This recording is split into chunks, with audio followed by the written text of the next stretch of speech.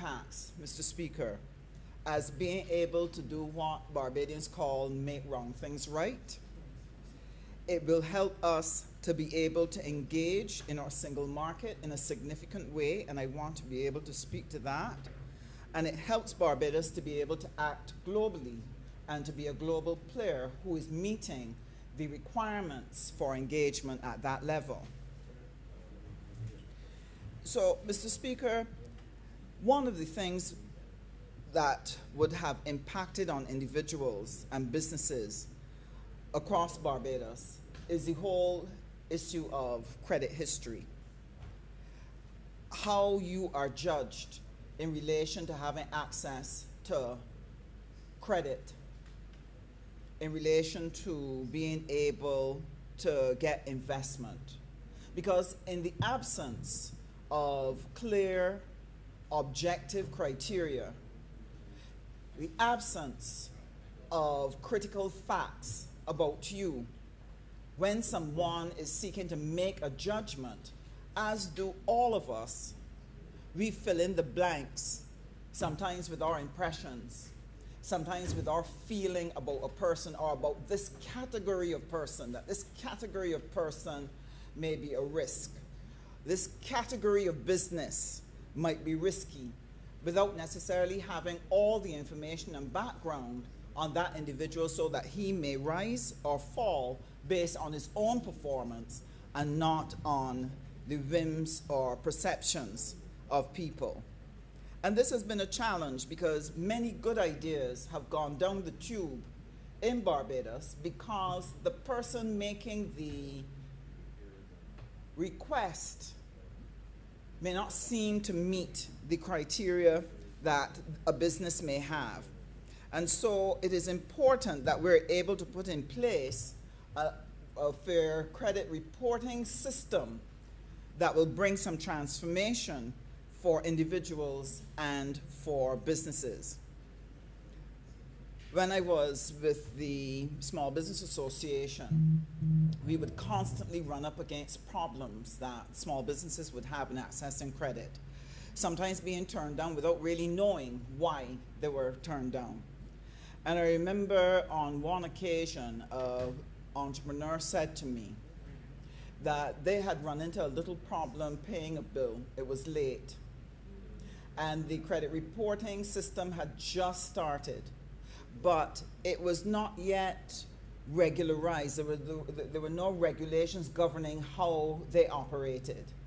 The entrepreneur, knowing that he had the bill to pay, went and paid the company, only to be told that the credit bureau and the person collecting that payment would keep them, would put a negative report on the person because they were not paid their fee. And I remember the entrepreneur saying to me that I do not have any agreement with that company to pay a third party or to pay a fee to a third party. That was never part of our agreement. I have paid him, and therefore I'm standing by my right not to be charged, and that they need to sort out their relationship with the person, and they need to sort out their relationships with the rest of the public to let people know, to inform them, so that they can then decide whether or not they wish to do business on those terms. But the challenge facing entrepreneurs at that time, Mr. Speaker, would have been that when you refuse to do so and somebody keeps a negative credit report on you because of something that is unfair, what recourse do you have? And so many small businesses would have been squeezed between the cracks of these arbitrary and sometimes unfair practices that would have emerged that did not reflect good business. And this can be detrimental to an organization, to a company, to an individual. And that is why I deeply appreciate what the Fair Credit Reporting Program offers to individuals and to businesses in this country. Because it says, first of all, that the person must consent to have their data used. They have to consent to their data being shared. They have to be able to identify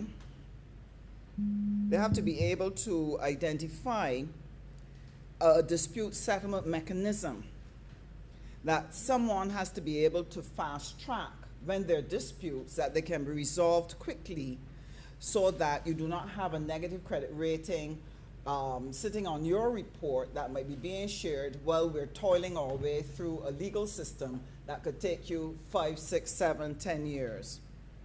And therefore, I truly welcome this. Having a yearly free report also allows people to have an opportunity to see how they're being viewed in the public space and to do whatever is necessary to work towards improving their credit rating so that they can continue to do business, so that they can continue with their lives. Why? Because most activities that are of great significance really requires people to have access to credit. And therefore, anything that prevents you from accessing credit will shut you out from expansion of your business, getting a mortgage, getting a car, applying for a credit card, getting a credit account at a store in town. There's so many things that the individual can be halted on in their lives if they have a bad credit rating and that the credit bureau by its operations has not been fair. It also opens a lot of opportunity as well for individuals and businesses, because if you have a decent and fair credit report, it can open doors for you and open them quickly. What I appreciate about the bill as well is that where, for example, a negative credit rating is having substantial damage on a person's reputation or a business's reputation and will continue to have damage, and if in the view of the person they feel it is unjustified, they have a recourse. They can challenge it. The central bank can step in and do an assessment and bring a judgment that allows the right thing to be done between two unequal players. And therefore, balancing the power of the two unequal players is very important. And this is what I see in this particular Fair Credit Report. So I appreciate very much what it is going to do in relation to helping to right some of the wrong things that had occurred in times past and give people an opportunity to be able to live and survive and recover from negative things that may have occurred because of their fault or not their fault, but they still have a responsibility for it, and to be able to make some recovery and move forward. Now, one of my challenges with this type of legislation, and it comes from our experience as a nation with some of the anti-money laundering regulations and requirements and the Know Your Customer and so on. What we found in the business community is that there's such a strict and sometimes overreach in terms of the interpretation of what the rules are asking of them and the fear of doing wrong, that sometimes you find that persons are not able to make a sensible judgment on these facts and circumstances that are in front of them and seek to work with their customer to resolve an issue and to be able to still be able to defend that this is meeting the Know Your Customer requirements and meeting all the demands that are made in relation to ensuring that you are checking every element to ensure that there's no money laundering. And to give you an example, I'll never forget someone was trying to open an account, and the person was asked by the staff person, who was just repeating questions that they were told to ask, what do you want the account for? Well, the person was so stunned. Well, there's only one thing I could want it for, to put money down on and to be able to get it off when I need it. You know, instead of asking the question, well, what activity will be generated that will bring money to this account? Instead of asking that question, we want to know why you want a bank account. Everybody knows why we want one. But this happens when a system becomes rigid, is inflexible, and does not recognize sometimes when it has become not sensible in its approach to the management of its rules, to the disadvantage of the individual, to the disadvantage of the business. And so that inelasticity of the system needs to be addressed, and to make sure that we help people to understand what are the behaviors that allow us to meet the requirements of this rule without being so excessive that you choke commerce, you choke investment, you choke business, and therefore choke economic development. Now, one of the circumstances that we have to take into account in looking at a bill such as this, how are you going to deal with businesses who've been negatively impacted by COVID, who over the period of 2 years would have found themselves in a situation where they were not able to honor their rent, a loan, a payment to the bank, whatever it is, not because they didn't do good business, not because they were dishonest and did not want to pay, but rather they fell upon hard circumstances beyond their control that now affects them. How is this going to be reflected in a fair credit report? And how will this be taken into account when making a judgment about this person or this business in the future as we continue to walk through COVID? So that is one of the concerns that I have, and would dearly love to make sure that we have a way to account for it so that we are able to be fair to the business people and to be fair to individuals. Now, once you unlock this and enact this particular piece of legislation, as was ably shared by the Honourable Member for Christchurch East Central, it is going to unlock economic activity. If you can get credit and assessment happening quickly, if the assessment and the information that is held in the credit report provides an officer with sure information by which they can make a judgment up against the conditions and terms set out by his or her firm, and they can make a safe judgment, they do not have to fear that at the end of the year, when they're doing an assessment of their performance as a loans officer or their performance in the credit card center, that they don't have a situation where a number of things have gone awry because there was faulty information or poor judgment by the officer. That's the thing that they will fear. So if we can give them that assurance, then they can be much more responsive. And this will help us to be able to do credit and provide people with funds that they can expand their businesses. And this is important because many small businesses tend to be thin on working capital. While some may have one or two assets that they can work with, they may not have sufficient for what it is they're going to do. But if an officer can see that there's a track record of managing the business well, paying back on time, all of that adds to the credibility and helps to lower the risk.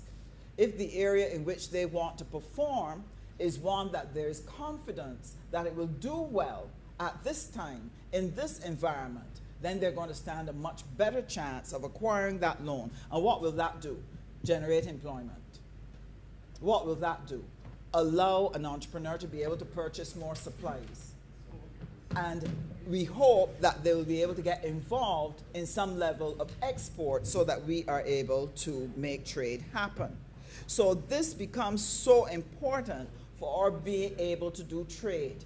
Now, this is going to be particularly helpful with the growth and the development of the single market and economy, CSME.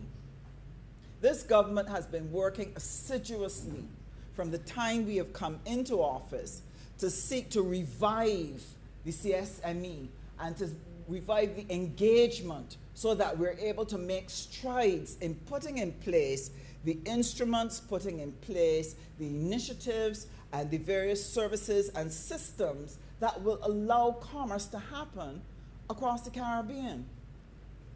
It is important that we are able to register a business in Barbados and know that we don't have to go through the whole process again, all through the region, if we want to expand and open another place.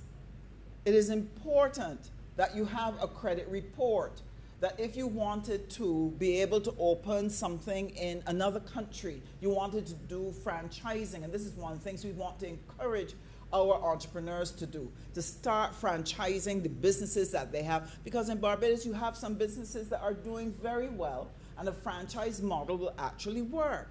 But if they're able to have a good credit rating and they're able to borrow from different places in the region because the lending institutions have that confidence in the credit report, this is going to make it easier for people to be able to access loans, access capital, that they can start businesses across the region, and it will strengthen the entire CSME network. One of the areas that CARICOM is paying special attention to is Guyana. And Guyana is looking forward to between $23 to $30 billion additional income coming from their oil. That is tremendous. So there's a tremendous boom going on in Guyana, and Barbados has to be a part of it. And I want to applaud the Chamber of Commerce. I want to applaud I believe they are called the Barbados Guyana Entrepreneurs Group. They have been working to be able to penetrate the Guyanese market by being able to go and see how they can sell services, how they can invest, how they can do joint ventures. Now, it's important that when people are doing joint ventures, that they have ease of access to the backgrounds of the persons that they are doing business with. The absence of fair credit reporting tends to limit people to doing business and joint ventures with people that they know. But that is a very limited circle, and it may not be the best decision at all. But if you have a fair credit reporting program that's not only here in Barbados but across the region, it makes it possible for people who did not grow up with each other, they didn't all go to Lodge School or to Commonwealth, that they're able to feel comfortable engaging in an investment initiative with each other because they have access to fair credit reporting and therefore can have the confidence to do business with each other. But right now we're limited very much to school ties. Seems to be a big thing among the males especially, Mr. Speaker. I'm not quite sure why. We have to work out the psychology of that. Yeah, that too. The other thing that is critical then is this prepares us for something even bigger. And that is to participate globally. I read with interest that Guyana has welcomed the Vice President of Ghana, and they've been in discussions looking at what kind of business opportunities can go on between the two countries. And there is tremendous interest in investing in Guyana. And one of the reports mentioned that the president, Mr. Ali, he has made a pledge that one of the things he is going to do to be able to encourage the investment from Ghana and the trade with Ghana is to try to cut the red tape, to put systems in place that makes it easier and faster for people to do business. And what we have before us is an instrument that will help Barbados to do that as well, to make it faster and easier to do business. At the level of the WTO since 2017, a number of countries have gotten together to discuss developing a declaration on a joint ministerial statement on investment facilitation, because they want to be able to develop a multilateral framework that will make investment facilitation seamless and allow countries to give certainty to both domestic and to foreign investors to be able to set up, because people need a transparent, predictable, and efficient system that will create an investment-friendly business climate.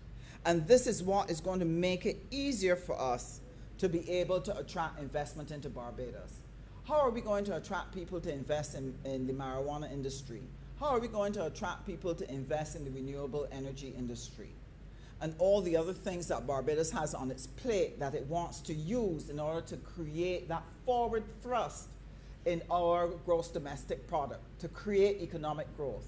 We can only do it by making sure that we have the systems in place that make it easy for people to do business. And that is why the Fair Credit Reporting Program, especially with the marijuana and renewable energy, where you're saying that there must be some local participation in each license, that a Barbadian must have a stake. How are they going to know who to do business with? They didn't go to school with us. How are they going to know who would be a beneficial partner? Can they rely on hearsay? Can they rely on talk at a cocktail party? If you have a fair credit reporting system, Mr. Speaker, it is going to broaden the opportunity for more Barbadians to be able to signal their interest to foreigners that they want to be able to participate in these two industries and be a local partner in that initiative. And this Fair Credit Reporting Program gives them that opportunity. It unlocks, Mr. Speaker, the opportunity for investment. So this is tremendous. And that's why I really applaud the Honourable Member for Christchurch East Central for bringing this, because this is absolutely vital for us to be able to do what it is we need to do in order to grow the Barbados economy. Now, I listened with interest to the Honourable Member for St. Michael West about not hearing what are the plans for the growth of the economy. It's unfortunate because we have constantly come to this chamber and we've put initiatives, one after the other, that are designed to help us to build a robust and strong economy, while at the same time coping with COVID, coping with the fallout to the ordinary citizen who needs support to be able to put food on the table. And that this government has been doing three things. We've not only been walking and chewing gum, we've been walking, chewing gum, and clapping hands all at the same time. It is unfortunate that the Honourable Member has missed that in the presentations, and that greater attention to what we discuss in this chamber will make it easier for him to see and recognize that we are doing all three things and that we have a plan for the economic growth of this country. Now, sir, on the international stage, yes, we have been doing very well in attracting loans. We've been doing very well in getting technical cooperation. Barbados has been building a name for itself on the international scene. But, Mr. Speaker, we are engaged daily in battles, whether it's at the WTO, whether it's with the OECD, wherever it is we are engaging, we are often fighting tooth and nail to be able to defend Barbados' interests against bigger interests who are intent on not allowing us to have terms and conditions that work best for small, vulnerable economies like ours. It is a daily battle. The issue of correspondent banking is not foreign to anyone in here. You're having more and more difficulty in being able to settle payments as you find this noose being put around our necks that's making it difficult to be able to settle our bills, because people do not want to take the risk for the little bits of money that we are transacting, that they find that we are not strong enough in relation to our monitoring, and therefore create a problem and a risk for them. And therefore, what they're going to earn makes it not attractive for them to bother. We're not worth the trouble. But, Mr. Speaker, that is a death knell for us. And so wherever you are, whether it's on harmful taxes and tax evasion, whatever it is, Mr. Speaker, you're finding that small nations like ours are having greater and greater difficulty in functioning in a world that is not responsive to them. You only have to look at climate change, the COP26 that just concluded. You only have to look at the pandemic and access to vaccines, etc., to see that small, vulnerable economies like ours are not given the necessary favor. So what does this mean for us? And this, Mr. Speaker, I say from the heart. We have been actively pursuing a South-South policy where we're seeking to add more countries from the South along with our usual trade partners to help to broaden the number of people we engage, the size of the markets in which we trade our goods, people that we do business with. And one of the things that is going to be very important if we are going to engage more widely is that in building our reputation, there must be a reputation of our systems and processes. That if we have an electronic single window at the port to make business facilitation easier, it must work seamlessly. If we say that someone is to get the return of a town planning permission request in 2 weeks, it must occur seamlessly. So too this fair credit reporting system. It is going to be absolutely vital to the confidence that we build in the globe, in our global partners, in our regional partners, that the implementation of this credit reporting program works well, that it is consistent, that the persons who go to work every day are not favoring friends and family. They're not giving a pass to people that they know, that they're doing and performing consistently to the standard which we have set. Otherwise, Mr. Speaker, Crapo will smoke our pipe. Because if we destroy the confidence of people in the integrity of our systems, it will take almost forever to rebuild it. And this is important. And that is why the details of this program are going to be key. The persons we select, the regulations that we put in place, because it must be effective in delivery. Now, if we can build that type of integrity into our systems and broadcast that integrity, whether we're talking about our central bank, whether we're talking about fair credit reporting, whether we're talking about our judicial system, whatever it is, if we can demonstrate that integrity, it makes it easier, Mr. Speaker, for us to join with others to set up organizations for monitoring the performance of these institutions. To date, Mr. Speaker, a lot of the monitoring institutions in the world are set up by the developed world. They set up their own standards that suit or work for their environment, that reflect their cultural norms, the practices that are normal in their situation. And it does not admit or allow room for other places, for other considerations, that this is their experience, so this is what is global, this is what everybody else must conform to, even though it may not work as efficiently for them. And this is why, Mr. Speaker, it is going to be important that as we build domestically, that we start to build relationships with other credible institutions and systems across the world, with our partners, where we can set up as well monitoring systems in which we monitor ourselves, in which we monitor others who engage in our space. This is going to be critical when we're going to go to Africa. when we're going to do business and trade with Ghana, Kenya, Morocco, when we want to do joint initiatives and so on, that we look at starting a method of assessing ourselves, holding ourselves accountable, building that credibility in the world, so that when we say that we can do this, or this person is a good person to do business with, our word will be our bond.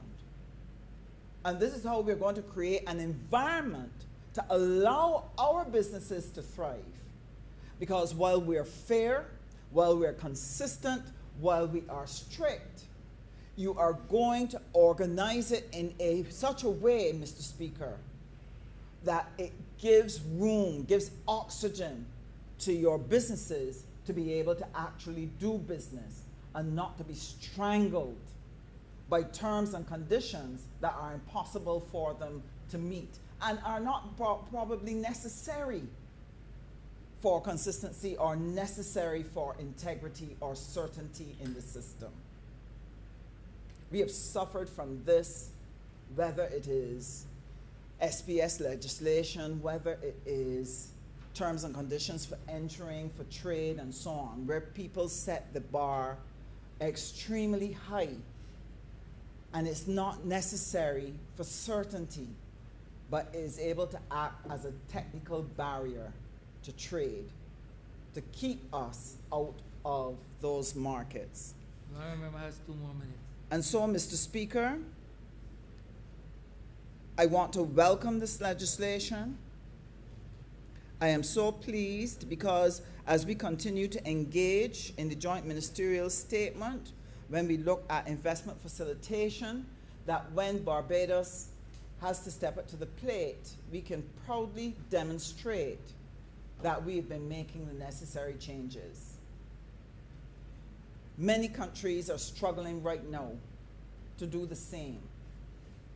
Recent trade news speaks about the fact that there are some countries where they're engaged in the digital technology, but their legislation and the provision of these systems to support it are not there. They're lagging behind. And that lag will act as a drag on their economic development. So I'm very proud, very glad that Barbados is bringing this, because this will help to speed up our growth and the opportunities for the ordinary Barbadian to be able to have access to credit. Mr. Speaker, I'm obliged to you.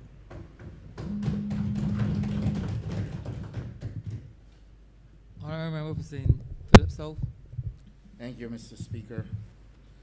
I rise this afternoon in support of this piece of legislation, Fair Credit Reporting Bill, simply because, Mr. Speaker, I believe this is one of the great things that we would have achieved as an administration, particularly as we walk our own walk as a republic. And this is significant, Mr. Speaker, sir, because we have, as a government, achieved a lot of things that perhaps if we don't repeat them, they may be lost on many, especially given the noise that is taking place at this current juncture with those who are in high anticipation of the silly season. And whilst one may anticipate a silly season, it does not make excuses for one to be silly. And, Mr. Speaker, I have heard, and I've been listening carefully, a whole series of silly comments in Barbados that has asked me to check myself to find out if I'm asleep or if this is reality. One good example, Mr. Speaker, sir, is the notion that there should be a referendum before we took a decision that was literally taken for us in 1966 to become a republic.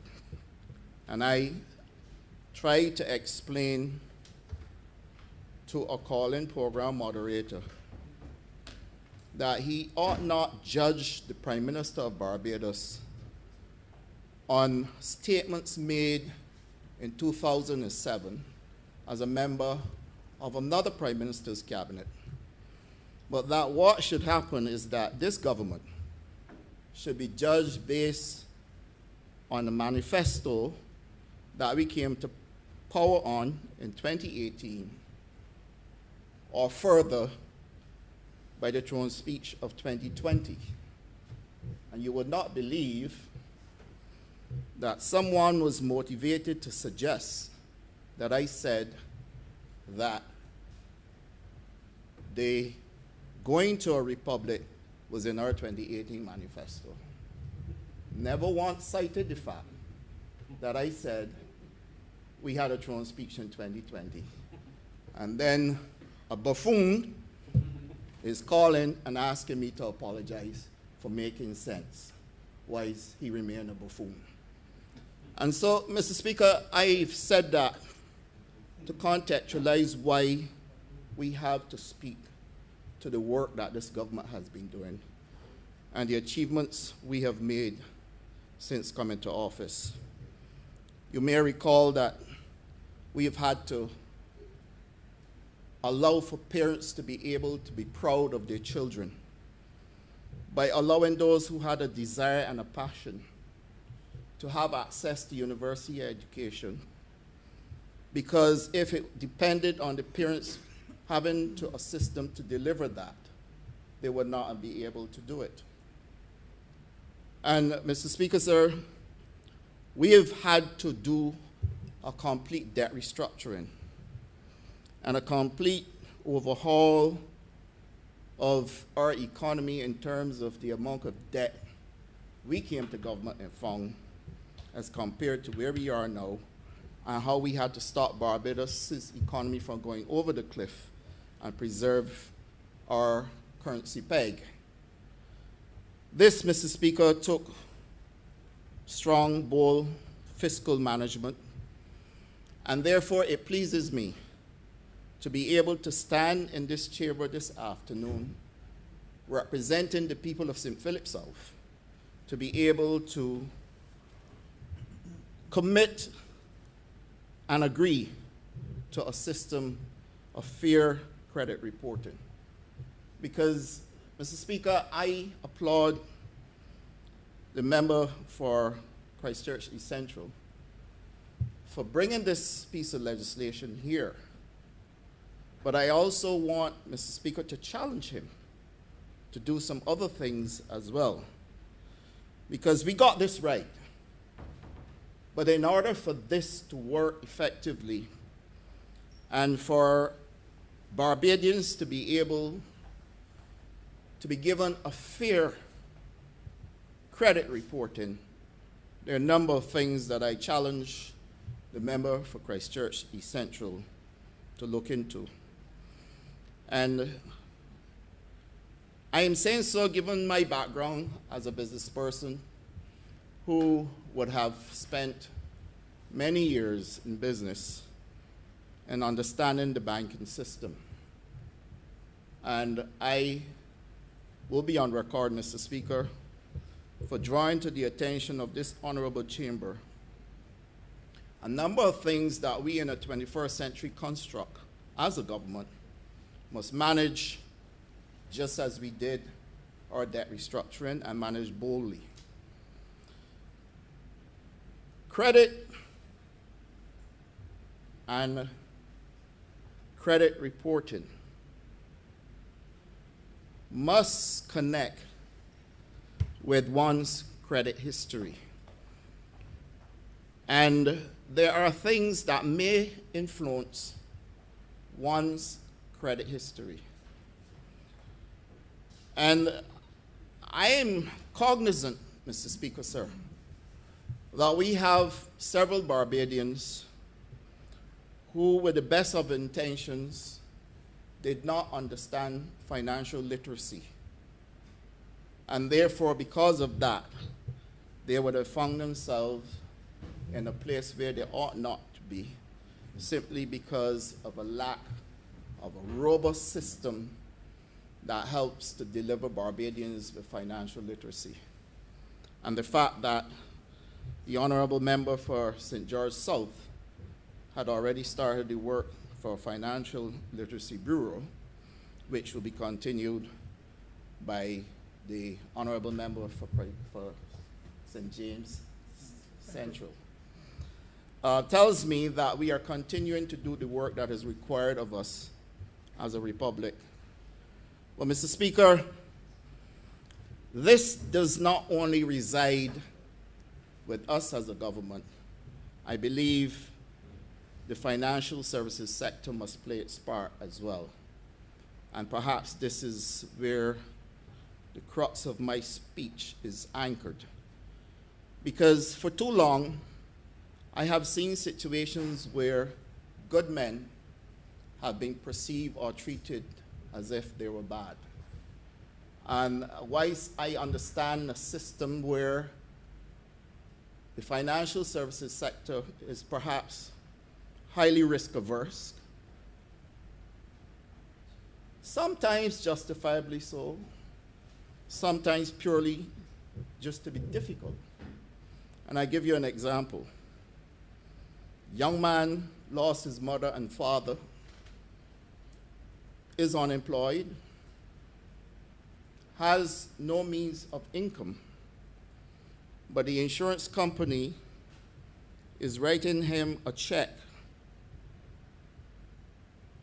due to the death of his mother. That check is written in his name, but has to go to a bank.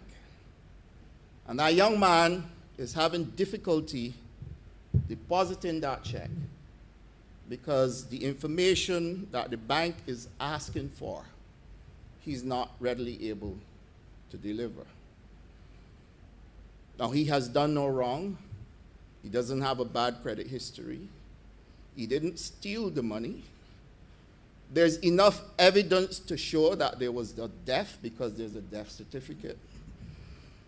The check itself is proof that the insurance company wrote the man the check. But a bank is telling him that he now needs to turn his inside out in order for them to bank that check and for him to have access to those funds. These, Mr. Speaker, represent things in the system that I challenge the Honourable Member for Christchurch East Central through the Central Bank of Barbados to help us simplify banking in Barbados. Because if we don't do so, we are going to continue to put new wine in old skins. And Mr. Speaker, I have said over and over that when you look at fees that are charged sometimes to people who had a difficulty paying in the first instance, that person's credit history may very well be worsened with the cumulative number or amount of fees that are added to an account that is overdue, and then interest rates accumulating as well.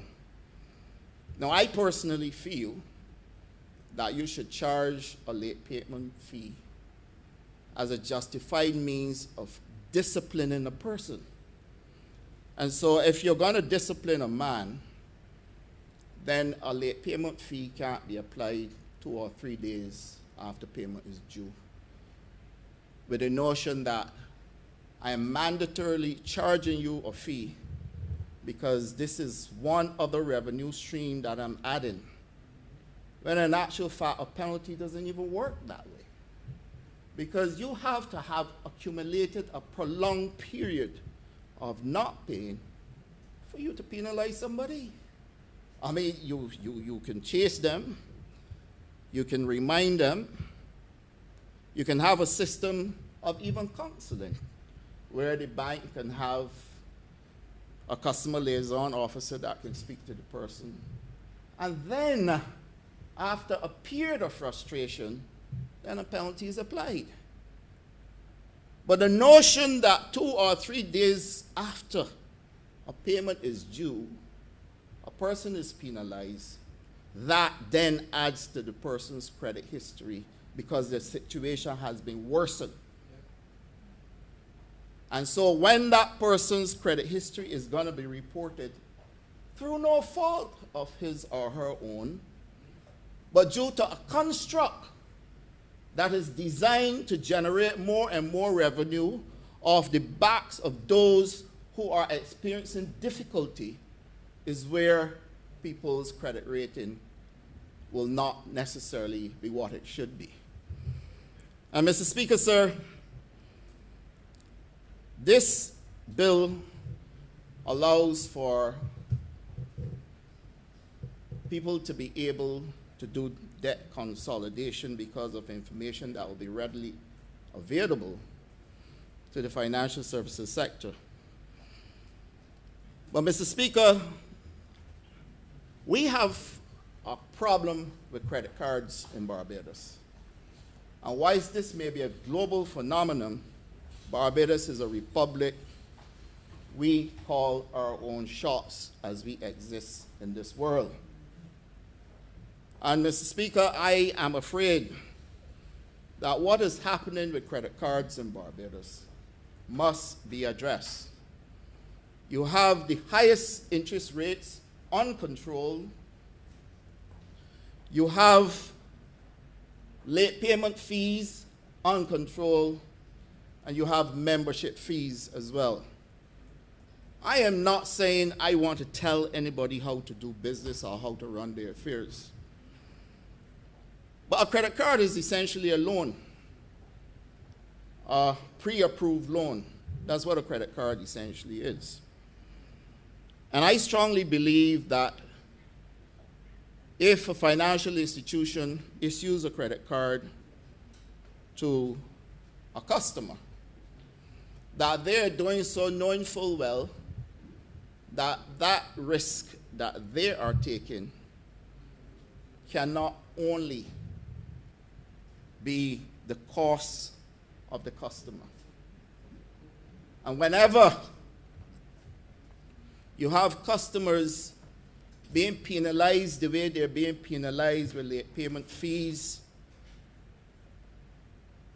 they are carrying the cost of the bank's or financial institution risk.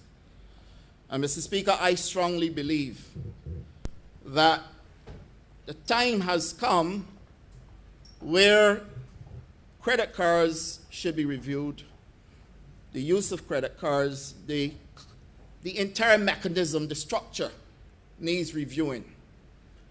A business entity that takes a credit card issued by a financial institution is being charged 4, 5, 6% of their revenue for allowing the convenience of a customer being able to pay with plastic. And that charge, Mr. Speaker, sir, may very well be what is causing the company to lose money and cannot secure a profit at the end of a financial year. Because if you're doing more volumes of business by way of plastic, and that for each transaction you're being charged up to 6% in some instances, Mr. Speaker, and this takes simple arithmetic. Your profit might be X. The VAT on the transaction is 17.5%, Mr. Speaker. And then there may be other charges as well, all being added into one total. That 6% or 4% is being applied to VAT and all other charges as well, not just the simple basic cost of the item. And therefore, by dint of the way the mechanism works, customers are being charged that fee on VAT and all other kinds of charges as well. And this is a challenge that I present to the Honourable Member of Christchurch East Central, because I recognize that we are a progressive government. I recognize that we are doing things the right way. And I recognize that as a republic, we should become world leaders in setting the example for others to follow. Just as we did with our debt restructuring, when we determined that we were going to bring back everybody to the table to renegotiate our debt in order for us to settle how we were going to bring our debt down and how it's going to be repaid. That is the kind of bold approach, Mr. Speaker, sir, that I want to see introduced in the financial services sector. For example, and Mr. Speaker, you might be very familiar with this, there's something called foreclosure. Foreclosure, where you're no longer granted forbearance on your mortgage. So the bank is ready. But the bank entered into, I should say the lender, because I'm not necessarily picking on banks. The lender entered into an arrangement to make a profit. It was not a charity. It was not a social club event. It certainly wasn't a gift. And Mr. Speaker, at some point in time, the person with the mortgage becomes unemployed or sick, but would have paid for many years, probably 15 out of 20, sometimes 18 out of 20. And that person then loses the property because there's no compromise on the interest rate. And more often than not, the amount that was repaid in interest is more than double the principal sum. This is wrong. This is wrong. And so, how do I enjoy a fair credit report, Mr. Speaker, sir, if at the point where I have already paid off my principal and interest, I still can lose my property? We were bold as a government to make sure that didn't happen to Barbadians. We were bold as a government to say, come, let us talk about this. Your skin in the game was your interest. We are at a point where you have to revisit it.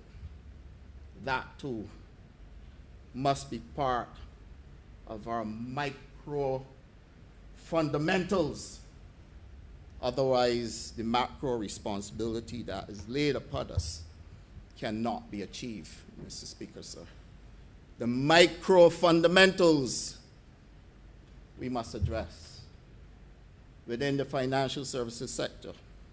Sir, a person seeking to get medical insurance with NCDs should not have to be treated as though medical insurance is the sort of thing that you only give when the institution issuing the certificate can only benefit because you're in pink of health, and 9 times out of 10, nothing will happen to you. The person with NCDs need medical insurance more than most. And if it comes at a cost, let it come at a cost. But to treat people as though they're not entitled because they have conditions that they have to battle with, we must also address her. And, you know, I heard a lot of criticisms about Obamacare.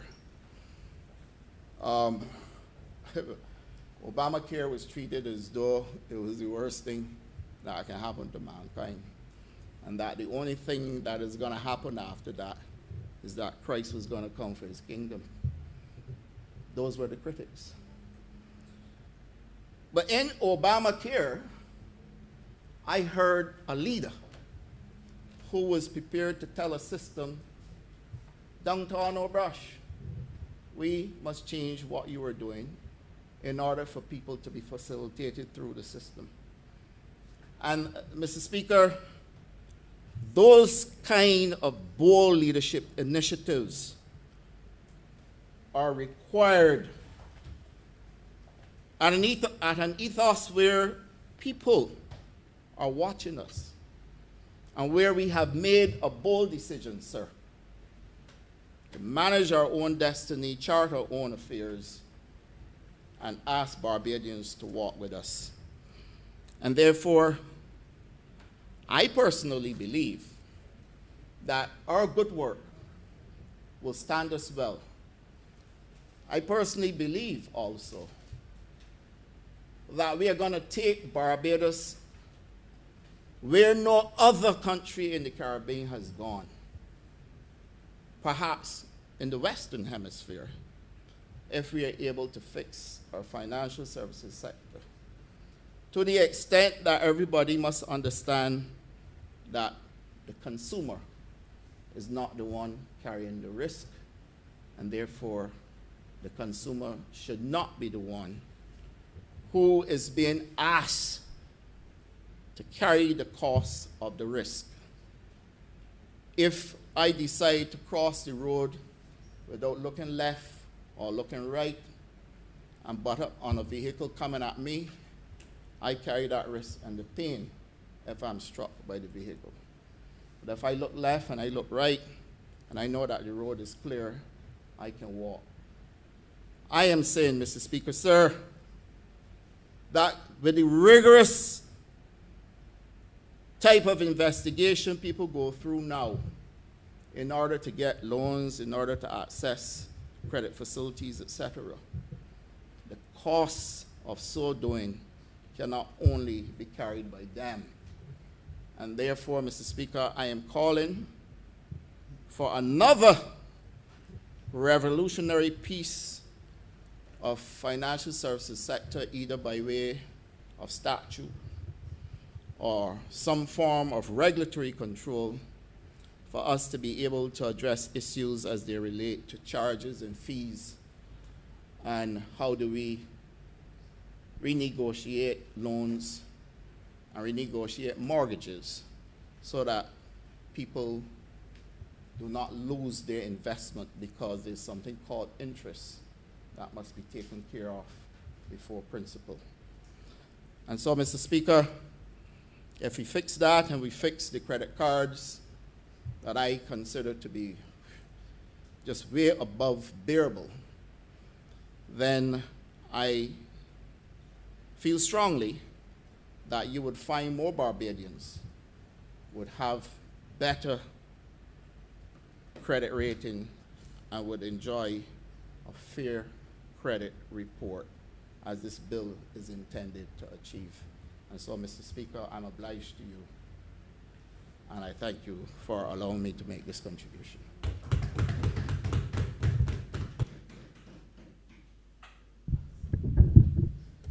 Honourable Member for St. George South.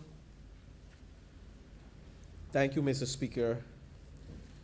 I rise to add my voice to this bill, which seeks to provide for the creation of a regulatory environment to promote the development of a fair credit reporting system in Barbados, and also not only to regulate the environment, but to ensure the regulation of the use of such data as it relates to businesses, consumers, or what we call data subjects, and also to secure the keeping of the private data of persons collected by credit bureaus. But, Mr. Speaker, before I get into the meat of the matter on the bill, I wish to speak briefly on the work of this government as it relates to, all intertwined with the bill, as it relates to improving the ease of doing business as a government. And Mr. Speaker, let us not forget, this government came to office in the year 2018. And when this government came to office in the year 2018, Mr. Speaker, we had a sector that we can classify back then as a dying head. And we know when we in business classify something as a dying head, we know what it means. And in Bajan parlance, we would say in the country and in the town that the business failing or has failed. And we had a small business sector when we came to office that we can classify as a dying head back then. But this government saw the need to energize a very critical sector in this country, the micro, small, and medium enterprise sector, which in some countries account for over 50% of GDP in some countries, and even higher. And if we examine where most of us go to recreate, in the Americas, the small business sector is a vibrant sector that keeps that economy buoyant. And the ease of doing business when we came to office, Mr. Speaker, was a major challenge for this government. And we did a number of things when we came to office to address the ease of doing business. The commercial court was established. And Mr. Speaker, the commercial court was established with a view that commercial disputes should be settled within a short space of time. We know we presided over, prior to 2018, a number of businesses, as a result of stagnation in that sector, the commercial court sector, a number of businesses went out of operation. And I can call a number of them because in my former role as minister in 2018, I saw it within that key ministry of small business, entrepreneurship, and commerce. So the commercial court was established. Mr. Speaker, clearing goods through customs. And I want to thank the member who led this bill, member for Christchurch East Central, who worked tirelessly to ensure, and also the member for St. Michael's South, to ensure that the ease of doing business as it relates to clearing goods through customs became a thing of the past, or at least we addressed the bottlenecks within that structure. But that's not all. Obtaining police certificate of character, this too was addressed, because this impacted several businesses in a negative way. And we can go on and on some of the challenges that we face and some of the forward-thinking legislation and policy initiatives that we put in place to address, to ensure that the micro, small, and medium enterprise sector became one that persons were eager and willing to own their own business. And the whole entrepreneurship ethos, we begin to see a number of persons wanting to become entrepreneurs. To the point that school children in this country now, I know of a young boy who followed that ministry, and he's now at university pursuing a degree in management and entrepreneurship because he was fascinated with the entrepreneurship ethos within this country. And that is no joke. But Mr. Speaker, this fair credit reporting bill is also one of the initiatives that we as a government have put in place to ensure good regulation of businesses and that data accuracy and not only accuracy, and availability to consumers, because I will speak a lot this afternoon on consumers and their rights. And when we talk about data subject in the actual bill, member for Christchurch, essential, that is who we are speaking about. So, what is the purpose of a fair credit reporting bill? And when it is passed in the House, it becomes the Fair Credit Reporting Act, right? Member for Christchurch, essential. What is the purpose of this? And, Mr. Speaker, it helps consumers to understand what action they can take with regards to information in their credit reports.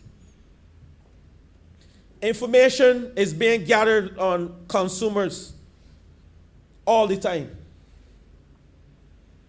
And, Mr. Speaker, why does it matter how information about your credit is used? We came to office, and before answering that question, we came to office, Mr. Speaker, and we started the trust loan unit, the trust loan business unit. And the member for Christchurch Essential spoke about that as well, and the member for St. Philip South, and also the member for St. James South. Because this is something that we have to beat our chests and say to our people, that within the year of starting the trust loan unit, we opened or started over 4,000 small businesses in this country. Over 4,000 small businesses in this country. And we didn't only start the businesses, but we provided those businesses with $5,000 on a loan with a very small interest, nominal interest repayment.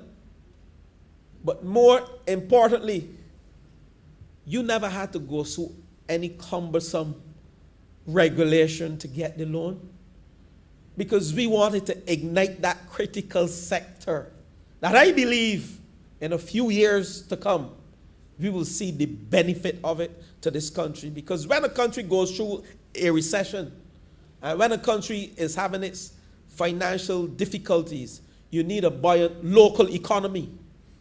Because we can't control what happens outside of Barbados in the first world. So you need a buoyant local economy to give you a little buffer to ensure that we don't go back to those old days of printing money that we came from. And I see pundits talking about we are printing money.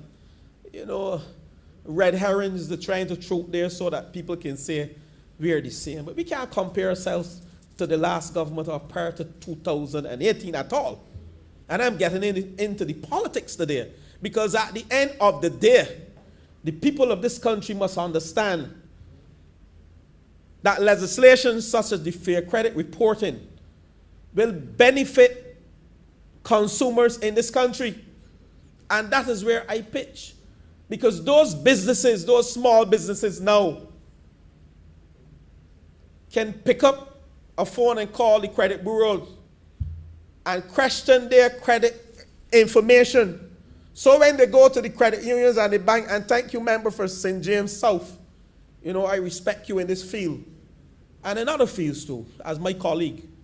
You know, you spend a lot of time in this field, and you also add value to me when I became Minister of Small Business, and I have to recognize that and let the people of St. James South know that they have someone who is value added in this cabinet.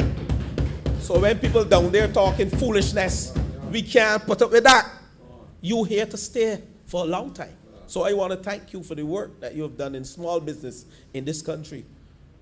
So when we see all the 6,000 and 7,000 small businesses in this country, when they go to get a loan, and they see, I heard the member for St. Philip South, an astute businessman as well, and let the people of St. Philip South know that as well. When we go to the credit union and the banks, and you hear you can't get a loan because of your credit rating, we are now putting legislation in place that the consumers, the data subject, that's the word used in the bill, can question and ask for their information. And to the point that they can also put a freeze on it until they get the right information, right, member for Christchurch East Central? So you have now empowered the consumer. You have now empowered the average man. Not only bring him in line with the formal business structures that we want in this country, the vending legislation that we have passed in this lower chamber, they are small business people. I know of a person who went for a loan within the last 3 years when I was in the other place as Minister of Small Business.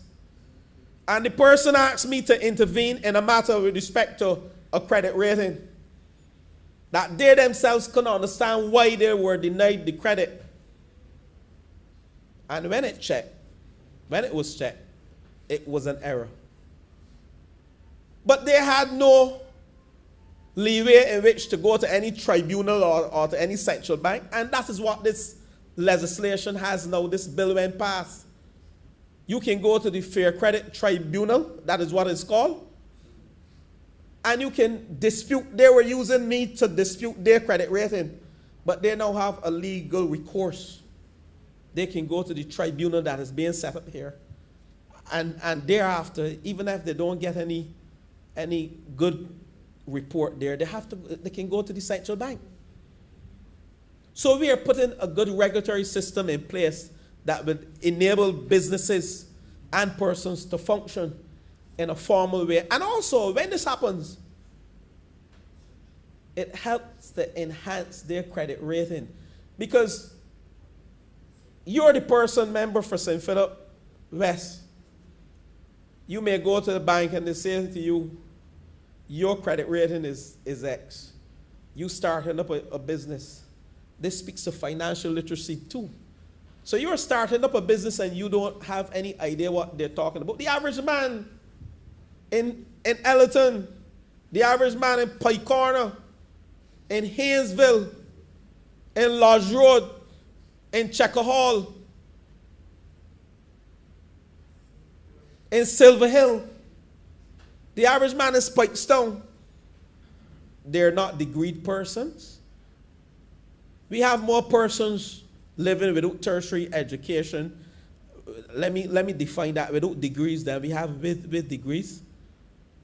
My parents never had any, but if you go to my father and ask him about a credit rating, he's going to ask you to explain it. And I use it myself. Explain it. The reality is here that you now have the opportunity to ask for information to be given to you so it becomes self-explanatory. This is what I have to do, member for St. Philip West. This is what you have to do now. This is where your credit rating is pitched, and this is what you have to do to enhance your credit rating. So information disclosure. This all speaks to financial literacy, which the member for St. Philip South mentioned, that was started under my tenure when I was Minister of Small Business. So your credit history, Mr. Speaker, affects more than just your ability to access loans or the annual potential percentage rate on your credit cards. It affects more than that. And I don't want to repeat the members because the members were self-explanatory. The members that just spoke about credit cards and why we need to have these things explained to us. But for instance, prospective landlords can check on your credit rating as well to determine whether they can risk you, as a tenant. So these are some of the things that this Fair Credit Reporting Bill speaks to, and it allows you to access information. It also gives you the right to be told if information in your credit file is used against you to deny your application for credit, employment, or insurance purposes. And I spoke to that earlier. It also gives you the right as a consumer and a businessman to access all the information a consumer reporting agency has about you. So you can access everything. And this is called file disclosure. That is what it is called, right, member for Christchurch Essential? File disclosure, that's the term. It gives you the access to your credit report, but it also restricts others' access to your credit report. So you can't go around giving persons information willy-nilly unless it is being used for the purpose of that person being accessing credit. So in general, the access is limited to people with a permissible purpose, such as landlords and creditors and insurance companies. So, Mr. Speaker, if you find what you believe to be inaccurate information or incomplete information on your credit report, you have the right to dispute it. So all this is speaking to, Mr. Speaker, this is speaking to empowering the small man, empowering our business sector, empowering our data subjects, which are the consumers. But the credit bureau then would contact the data furnisher to confirm whether the information is correct. So you have a high level of what we call transparency. And if the information is not correct, the credit bureau will either correct it or remove it within a certain time period. You know, this has given not only the consumers, but businesses generally, insurance companies, this has given them a level of comfort as it relates to doing business in this country. It also, this Fair Credit Reporting Bill also gives you the right to put a security freeze on your credit report, which ensures that potential lenders cannot check your credit report without your first lifting the freeze or providing the specific lender with an access or with a report. And these are some of the things under Section 21 that is outlined in the Fair Credit Reporting Bill here. I sought to summarize the rights under the Fair Credit Reporting Bill. You must be told under this bill if your information in the file has been used against you. So anyone who uses a credit report or another type of consumer report to deny you application for credit or to take another adverse action against you, they must tell you under this bill. They must tell you. I must give you the name, the address, the telephone number of the agency. So this is real transparent here. This gives the small businessman the opportunity now to engage in good commerce in this country. Consumers are, I don't want to use the word protected, but consumers are given the right for freedom of information that belongs to them. And this is read in conjunction with the Data Protection Act. So you can't just take information and use it willy-nilly against John Doe or Indar Brown or Peter Lucy. You can't just take information and use it willy-nilly against them. You have the right to know what is in your file. You also have the right to ask for a credit score. Consumers, again, empowered. And you have the right to dispute incomplete or inaccurate information. And that is powerful. Consumer reporting agencies or credit bureaus must correct or delete inaccurate, incomplete, or unverifiable information under this act. So, Mr. Speaker, when we talk about improving or enhancing the ease of doing business, this has just entered the arsenal of legislative initiatives and the policy framework that this government continues to build out. And I say to you, Mr. Speaker, the micro, small, and medium enterprise sector is empowered now to take certain measures into their hand in terms of not only accessing information, but the use of information. And people will feel comfortable. People will feel that we have leveled the playing field. You know, when I use that term, certain people get kind of annoyed. But this will help us level the playing field. These small businessmen and women, the data subjects, feel comfortable now to do business. But I want to go a bit further, because within this bill, this bill speaks to sharing of information across borders. And we know very well, Mr. Speaker, when we talk about the right of data subjects, we know very well, Mr. Speaker, that businesses in this country will grow, and we have articulated as a government that this 166 square miles alone cannot do it for us as it relates to doing business. That is why we have BIDC, Barbados Investment Development Corporation, that's it. BIDC. So we have to focus on an export trust in order to enhance our revenue generation from some of our businesses. And I heard the member for St. James South talk about businesses going to Africa, and she's well positioned to discuss these matters. Some of our deepening of our international relations with Africa, with Suriname, with most countries. That has given our businesses the opportunity now to engage in good commerce across borders.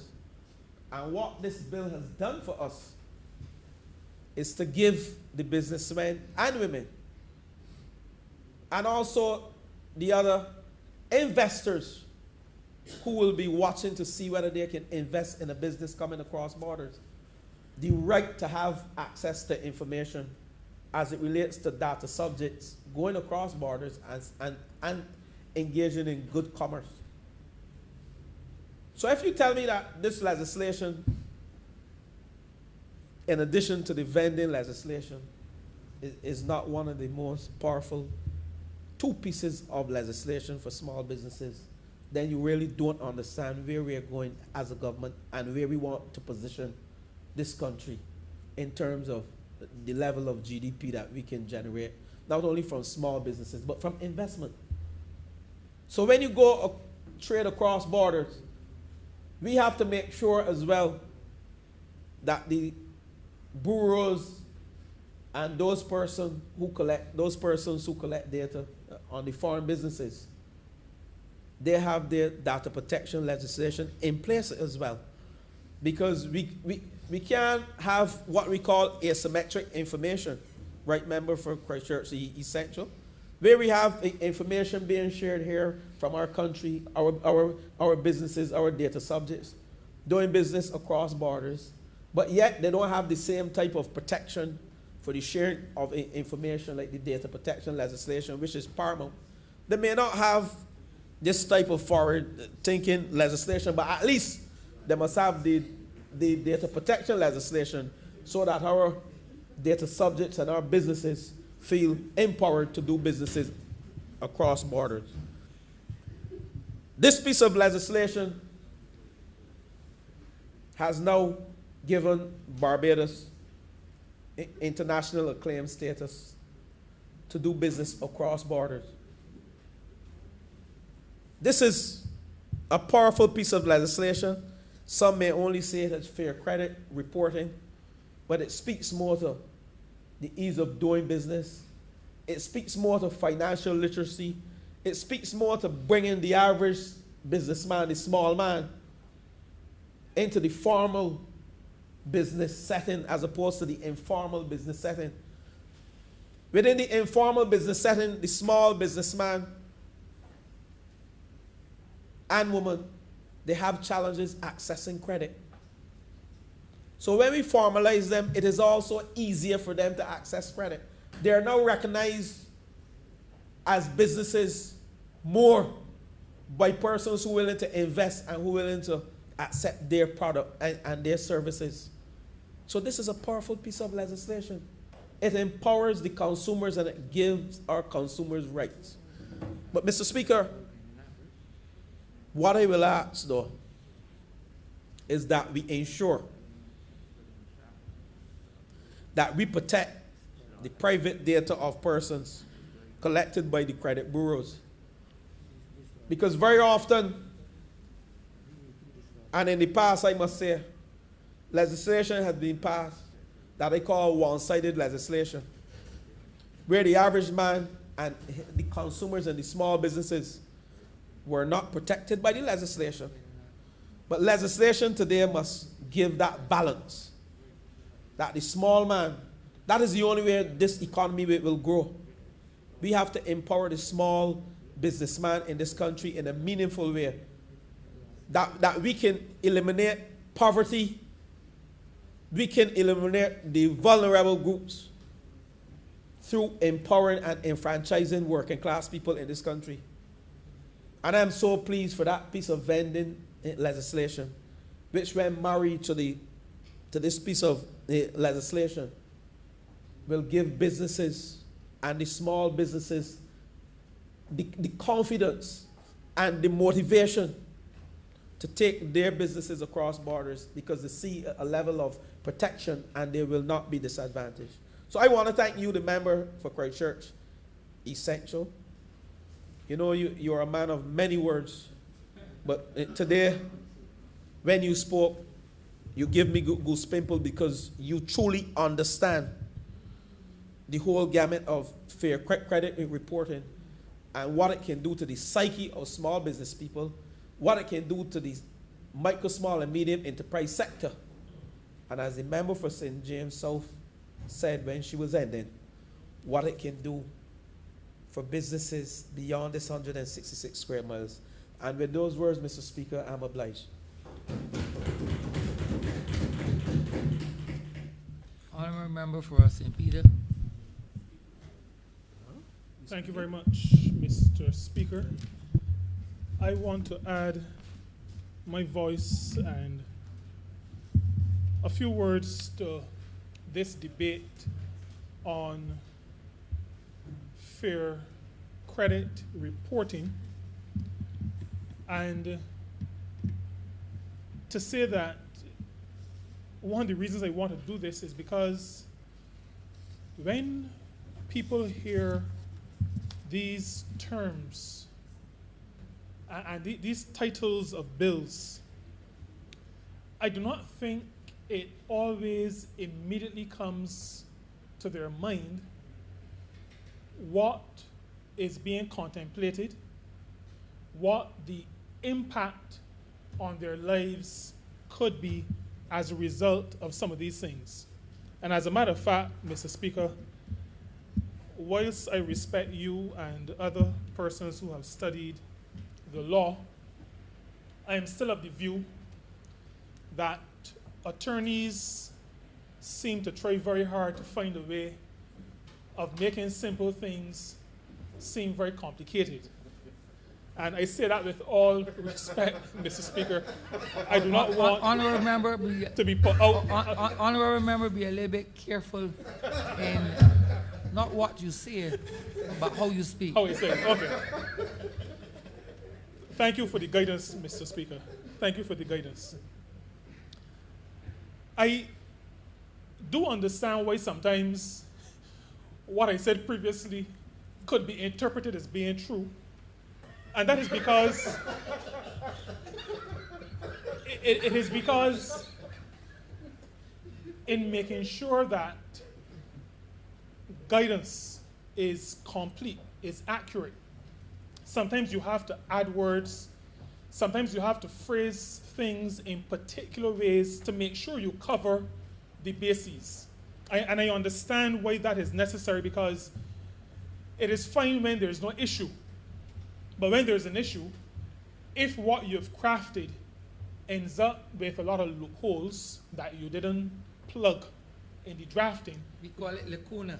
lacuna, Lacuna in the law. right? Lacuna are created because legislation is not properly crafted and drafted. But this Fair Credit Reporting Bill is one that impacts all of society.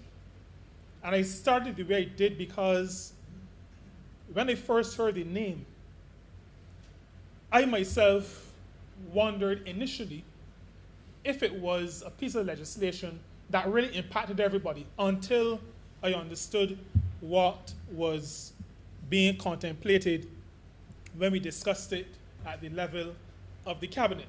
And I want to say that this bill is yet another step in this government's not just attempt, but action in developing our country, in developing its economic and financial architecture. I've said before that even though the Honourable Member for St. Michael West had given in previous contributions the impression that we were moving slowly, I am strongly of the view that in building up this architecture, that we have to do it step by step because we have to make sure we are bringing along our people with us. In other words, we cannot bring 3 or 4 or 5 similar kinds of bills to this honorable chamber and expect that our people will immediately understand. If we ourselves, who have been charged by our constituents with representing them here, sometimes have to take a while to understand what the intent of these pieces of legislation are. If it takes us a while, then we must understand that we come from among people. If it takes us a while, it will also take them a while. And so I want to compliment again the Ministry of Finance, Economic Affairs and Investment, and in this case, the Honourable Member for Christchurch East Central, for continuing the process. And this is a process that we started immediately on assuming office. We are continuing the process of refining our institutions, refining our structures, refining those tools that will allow us to build a better nation. It speaks to our progress as a nation. It speaks, I think, also importantly, to the fact that that progress is steady, measured progress. Steady, measured progress. This bill is one of the pieces of legislation that will help to bring Barbados to world-class standards. And that has been the vision, it has been the action, or the intent of the action of this government from the time we came into office at the end of May of 2018. We see Barbados as being an equal nation to all other nations. We see Barbados as a country that can be and must be considered world-class. In order to get there, we have to make sure that our structures are strong, that our structures are robust, that our structures are resilient, and that our structures will work toward getting us to that point. Now, Fair Credit Reporting Bill, to some degree, forces a certain kind of action. Because the matter of reporting a person's credit or the creditworthiness of a business will now become more popular, in greater demand, this bill will help to push all of us toward better financial management. And that is important. The Honourable Member for St. Philip's South spoke to the matter of credit cards. And those of us who have counseled people in money management, I spent most of my working life working in accounting. And I can tell you that while everybody wants money, not everybody can handle money. Fair credit reporting helps to drive us toward proper money management. And I believe that, and I heard the Honourable Member for Christchurch East Central says there's going to be a period of time for educating those who are going to be impacted. And I think a lot of that time has to be spent educating our people in terms of how to handle and how to manage the resources that they have. Because all of us have resources. We know the scripture where the person with 5 work and developed 5 more, the one with 2 did similar, got 2 more, but the one with 1 thought he had too little and did nothing with it. And so the idea of managing money, the idea of putting money to work, the idea of being able to work with what you have to achieve what you want to achieve is something that we have to spend some time working on. And so, Mr. Speaker, I want to submit to this Honourable Chamber and to the Honourable Member for Christchurch East Central that the education has to include not just the mechanics of this fair trading, what will become the Fair Credit Reporting Act, but it also has to include how people manage their resources. Things like record keeping. I've spoken to people, small business people, who, when I attempt to put their numbers together, attempt to prepare accounts for them, I ask for invoices. Well, Mr. Speaker, there are lots of people who go, and I remember one gentleman bought some spray for his crops, and I asked him for the bill. He told me, well, when he gets home, he pulls out everything in his pocket, and what is not money or kerchief, he throws in the garbage. Now, that is how a lot of people attempt to manage businesses, not understanding, maybe not recognizing the value of record keeping. And when I heard the Honourable Member for Christchurch East Central speak to checking to make sure that what is supposed to go to this institution goes there and what is supposed to go to this other one goes there, we have to inculcate in all of us the necessity to pay attention to the management of resources. And so that there has to be an intentionality about what we do. Record keeping, managing our money, managing our funds, our resources. These are things that we need to educate ourselves about so that our credit score does not become something that we fear, that we don't want to know what it says, but we ought to get to the point where we are confident that whatever is being shared about us in terms of our credit score, our credit rating, is one that reflects the good, prudent management that we have been exercising as we do our daily business. And on the matter of business, Mr. Speaker, it is important that businesses of all sizes succeed. Now, I speak to resource management as an integral part of how individuals manage. It is also an integral part of how businesses manage. Businesses of all sizes, small businesses, micro businesses, large businesses. If we are to grow as a country, if our country is to develop, if we are to be able to provide opportunities for income generation to our people, our workers, then businesses have to be successful. They have to grow. And the position that this fair credit reporting legislation will put us in will be one of those drivers that helps businesses to develop. And from my perspective, Mr. Speaker, as the Minister responsible for Labor, I am happy for this piece of proposed legislation because I see it as building a culture of good business management. I see it as building, through that culture,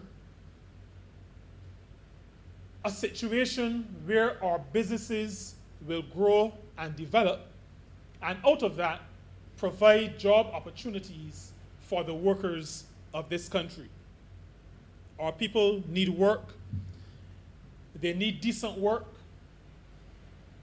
and they need good, strong organizations to provide some of those opportunities. We've said that we don't expect all of our people, indeed we don't want all of our people to work for somebody else, but if you're going to be working for yourself, then there's also the need to make sure that you're managing your resources well. And so we would want our businesses to grow, to thrive, and to present and provide decent opportunities for our workers. Those decent opportunities will be opportunities in an organization that is doing well in terms of how it manages its finances.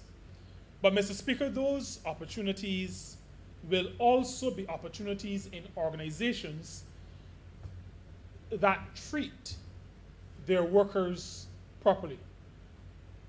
Opportunities in organizations where people are not abused, where people are not discriminated against, where people are treated as human beings and part of the structure of building a profitable business. And out of that, being able to share in the results of their hard work. And I say that because too often business organizations have a very narrow focus on the bottom line. That is the term we hear all the time, the bottom line. The bottom line doesn't happen automatically. The bottom line, the result of good, prudent financial management, is often, I would dare say, always the result of people applying their minds to their work responsibilities and executing those responsibilities in a way that allows the business to flourish. Robots, machines, neither of them will help a business to spend its resources well. Handling resources is a result of people making good decisions. Those decisions, at least where artificial intelligence is at this point, must be the result of human activity, the working of a human brain and the decision-making process coming out of the frontal lobe. And so the people who will help the business to have a good credit rating have to be treated as people. They have to be respected, they have to be encouraged, they have to be trained. Good industrial relations must be the order of the day if an organization, particularly a business, is going to be effective. It must be the order of the day. I want to echo it was raised by the Honourable Member for Christchurch East Central, St. James South, and I think all Honourable Members who spoke. But the matter of this fair credit reporting bill playing a role in allowing our business people to move beyond our borders. Mr. Speaker, I do not feel that we can overstate the importance of that particular intention in this bill. 280,000 people in this country, even if you got to 300,000, I don't know what the ongoing census will say. This market is not enough to allow a medium-sized business to become a large business. We don't really have large businesses in this country. And our market will not allow for our businesses, many of which have significant potential, but this market will not allow for those businesses to become large businesses. We have to see the entire CARICOM region as our bare patch. We have to see it as our place. We have to see it as that space where we belong, where we can set up businesses, where we can engage and export. I use the word export because we're moving outside of Barbados, but I see CARICOM as one, so I don't even see it as exporting from Barbados. But we have to have a situation where our businesses can freely move through the Caribbean and establish. The revised treaty of Chaguaramas gives us the ability to establish. The CSME, under that treaty, gives us the right to establish. We need to make better use of those provisions. And being able to go to a country, to leave here, to go to St. Kitts, St. Nevis, and for a financial institution there to be able to access my credit information and to access it in a situation where they know they can rely on the information, that it is not information pulled from somewhere, but that it is good information regulated by the Central Bank of Barbados. That allows the financial institution to extend credit to me so that I can make use of the provisions in CSME and establish some place outside of Barbados. Therefore, realizing my dream to grow my business.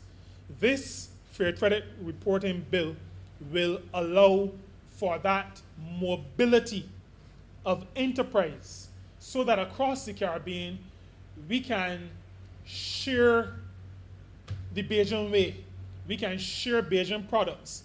We can become true citizens and builders of our Caribbean civilization.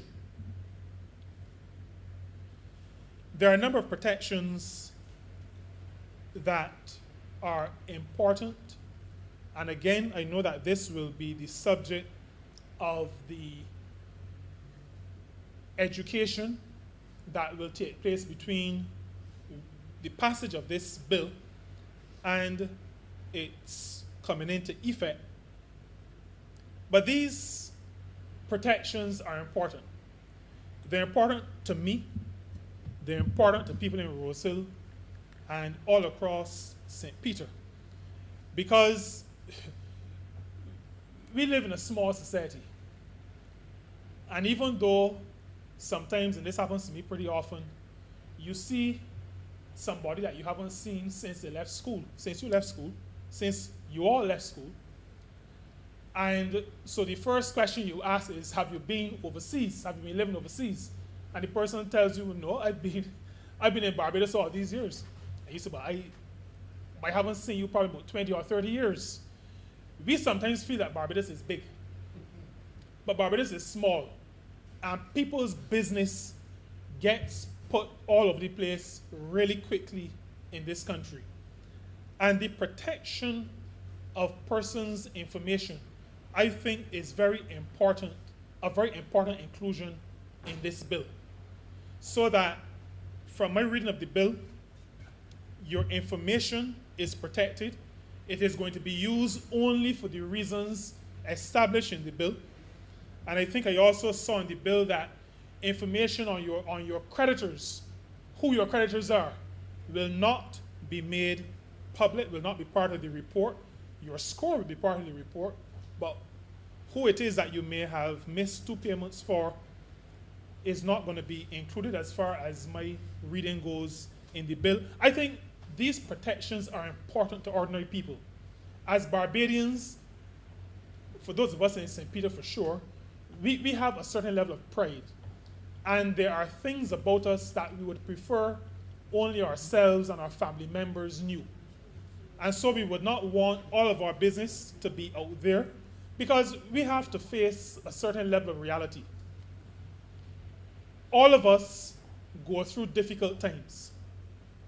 All of us, if we haven't already, will experience difficult times, challenges. There will be times when some of us will miss a payment or two. That is the reality of life. It is important that that fact is not broadcast for the world to know. I do not want people to know if I miss 2 or 3 payments. Let me bear that burden. Let my family bear the burden. I want that information protected. This bill protects that information.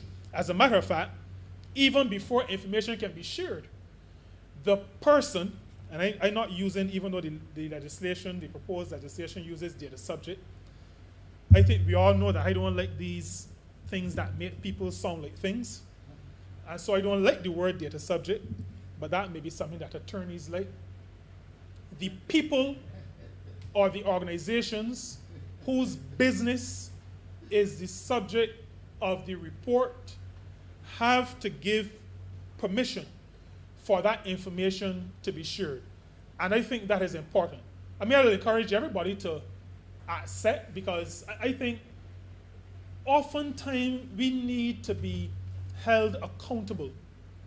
And while counselors will say to us, you should have maybe a buddy system to hold yourself accountable, sometimes we need pieces of legislation that will help to hold us accountable. And so the consent has to be given before information can be shared. I also am happy that the consumer is entitled to be made aware of the information that is being shared. In other words, you cannot feel that you're sharing information about me behind my back. I am in a position where I can demand to know what Peter Lucy is sharing with whoever else. I need to be in a position to be able to demand that information. I'll call him Peter. I need to be in a position to be able to know what information is being shared. I also like the provision for the information for credit rating to be given annually. And what I would want, and I did not ask this question before, I would want maybe the Honourable Member for Christchurch East Central to share if the agencies that are licensed under, that will be licensed under this legislation, if the annual report is one that has to be shared automatically, or if it is that the person or the organization will have to request it. And the reason why you raise that is because I would really prefer if the information, particularly where a licensed organization has shared information on a person or an organization, I believe that information should be shared automatically. I say that because as individuals, we may not, at least initially, have the discipline to, on an annual basis, request that information.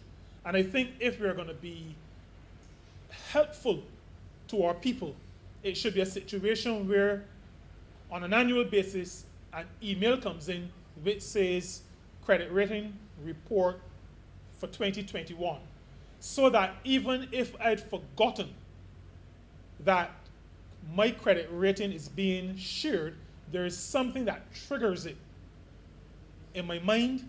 There is something that says to me, check to see where you are check to see if, as we would say in the country, you have to pull up your socks.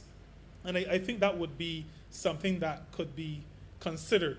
I like the fact that there is an honest broker in all of this, because I believe that honest brokers are important, particularly in these kinds of pieces of legislation.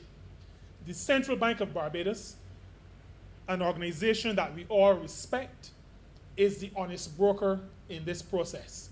And so I believe that Barbadians across the board can feel confident that first, those organizations that are licensed will have been thoroughly checked, their bona fides would have been reviewed, and that they are not just picking up themselves or because somebody sees a business opportunity and creates a credit bureau, but that the Central Bank of Barbados, a decent institution in this country, has done the review and has license, but is also available to handle complaints at some level if they may get to that point. And so there is recourse for the consumer. There is recourse for my constituents if they believe that they are hard done by. Mr. Speaker, I support this Fair Credit Reporting Bill. I think it is, like I said at the beginning, another step as we build a world-class financial architecture in this country. I think it is important. We see ourselves as an important part. As a matter of fact, we see ourselves as leaders in the global community. And if we're going to be true leaders in the global community, then we have to lift our standards. This Fair Credit Reporting Bill is but one of those steps. It is part of a steady progression as this Barbados Labour Party government works to make sure that we are not just talking the talk, but that we are walking the walk, and that we are bringing our people along with us. I support this bill, Mr. Speaker. I commend it to this honourable chamber, and I'm much obliged to yourself. Honourable Member for St. Philip West. Thank you very much, Mr. Speaker. I shan't be long, but I think it is important that as a person who has been involved in what we term the creative economy and cultural industries and such, that I should put forward a view that oftentimes will go unnoticed when it comes to things like this. So we're talking about fair credit ratings and things like that. One of the problems that has always plagued the creatives in this country is that there's always been a bias towards them because of the work that they undertake and because of the situations that they find themselves in when it comes to things such as credit ratings. This also has made life very difficult for many of them to access even loans, to access even credit for things that they need in their everyday lives. And I think that with this particular piece of legislation coming into being, and also as mentioned earlier by some of my colleagues, the central bank being essentially involved in a lot of things, this may in some way encourage a number of my colleagues from that other life to begin to think about how they engage with their work and with all the financial institutions in a complete different way. And I'll explain what I mean. If you're working, let's say as a musician or visual artist or whoever else, and you're working sporadically within any part of the sectors or whatever, it is very likely that at some point in time, especially if you're considered to be at the bottom of the totem pole in terms of when people have to pay you, that you can find yourselves in a position, not that you're not working and not that the money is not there, but getting paid becomes a problem. You can also find yourself in a position where it is difficult for you to pay your creditors. And it's not that, like I said before, you don't want to pay them, But because you're at the bottom of the totem pole, God forbid that anything happens within the sectors where you're working, you're the last person to be paid. And so this in itself forms a major problem within that sector, in particular with music and musicians and persons like that. And I speak from experience. I also speak from an experience where you have persons who carry the same name. Might be a different birthday, but the first name, but the same name. And I've had, in my own experience, times where I have gone to do business and people ask me all sorts of strange questions. Did I ever live in Robert Street? All kinds of weird things. Have I ever taken out something from this place somewhere in St. Lucie that I don't even know nothing about? But with this, if we begin to get our people within these systems and the information is there and accurate, and they also have the ability to challenge it, this puts it in a complete different perspective for those people who at this point in time still very much marginalized in this country when we talk about business. And I want to take the opportunity to thank the Honourable Minister for bringing this at this particular point in time. Because one of the things that we in the Ministry or the Division of Culture have been pushing for the last 3 years is this whole idea of our creatives being able to do business with the rest of the world. As mentioned before, it is no secret that on a country of 280,000, 300,000, probably 166 square miles, there is not a lot of latitude for persons in these particular spheres of being to expand or to even make a proper living. Let's think about it, for instance. We look at sport. How many people within the sporting arenas will have the opportunity to be professional sportsmen, and as professional sportsmen be able to get credit extended to them from any of our major places? It is the same thing within the, let's say, cultural industries, where you have persons in heritage places who are like tour guides and other things like that, and based again on its reliance on tourism. It becomes difficult. Let's look at what has happened recently within the country where we've been shut down. You don't have the tourists themselves, but these persons would have basically, let's say, had something going on, but then all the jobs have been wiped out in a short space of time with a pandemic. At the end of it all, these very persons can end up with a reputation for not paying based on the fact that they're not working. And if there's not a serious way of actually putting these scores together, then, as mentioned before, the word of mouth becomes truth. And at the end of the day, in a country as small as this is where we live, if someone wants to be extremely, I talk very plain, nasty towards another person, it's very easy for you to go and say, well, you know what? This check that I get from Kurt Humphrey, man, like a rubber ball, man, bouncing all over the place. And you put the man's reputation at risk for him to do business in another place only because you had the ability to say it without any accountability to anybody else except the people that you had to say it to.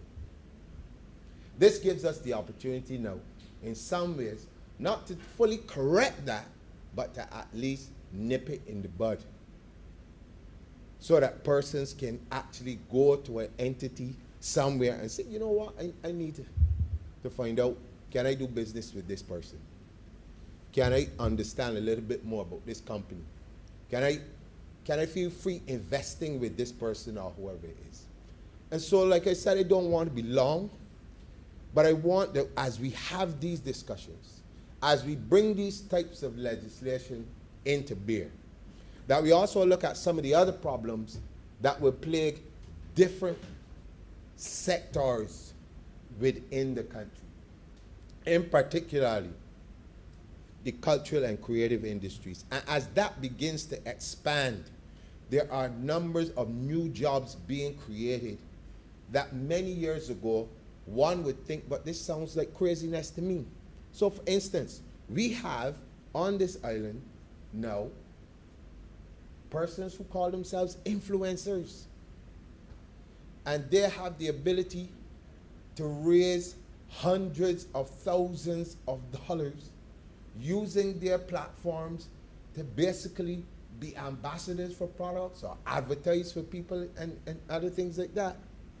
But if you ask, well, what is their credit rating? You're going to a bank or you're going to any other place and the person says, well, what is it that you do when you go and say, well, I'm an influencer? And the boy say, well, yeah, well, you mean you've got an influencer here, don't go outside. Because they don't understand what it is. And don't understand the business model. And so it is important that as that education that we talked about is going out into the public in terms of how it works, how does their credit score benefit you, how do you use it to do certain things. We also have to speak to the business community itself and get them themselves to understand a lot of the things that are surrounding the other aspects of business and not the traditional ones within the society. Mr. Speaker, I think it is important that, as mentioned earlier, the education part of it takes place, but it has to be sustained. It cannot be, as many things are done in this country, unfortunately, a 2-page or 3-page ad in the newspaper. Somebody's expected to read it and understand it all of a sudden, and then that's the end of the story. And then 10 days later, you really get across that no more than about 5 people really understand it, and the rest of us are standing back there still wondering what does all this mean. It has to be followed by a sustainable, I was going to say intense, but intense might not be the word, but a sustained effort to ensure that from the smallest child to the oldest person, in a language that they can understand. And you break these things down so that people, again, understand why it is important in a world that is becoming increasingly more capitalistic than anything else for them to be able to survive. Because at the end of the day, when people do not understand how these things work, they do not necessarily want to get involved in it, and then they find themselves marginalized only because they do not understand the benefits of what we are doing. And Mr. Speaker, it is interesting that I should talk about people not understanding the benefits of what we're doing. You know, a couple of weeks ago, I had the indignity of having to have a discussion with a person who used to be in this room prior to 2018. And that person was telling me that they couldn't understand why we are always in here talking. And I thought to myself, you know, how do I respond to this? Because the work that we're doing since 2018 up until now, if my memory serves me right, we have been in here almost 100 times more than the last administration. In a short space of time, probably double the amount of times that they've been in here.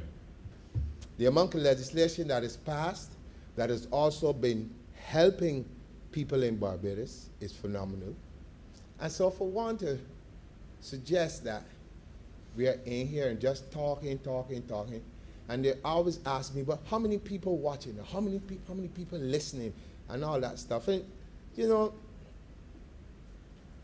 Mr. Speaker, you've been in social work, and you would know that sometimes you talk, and it seems as if you're not getting through to somebody.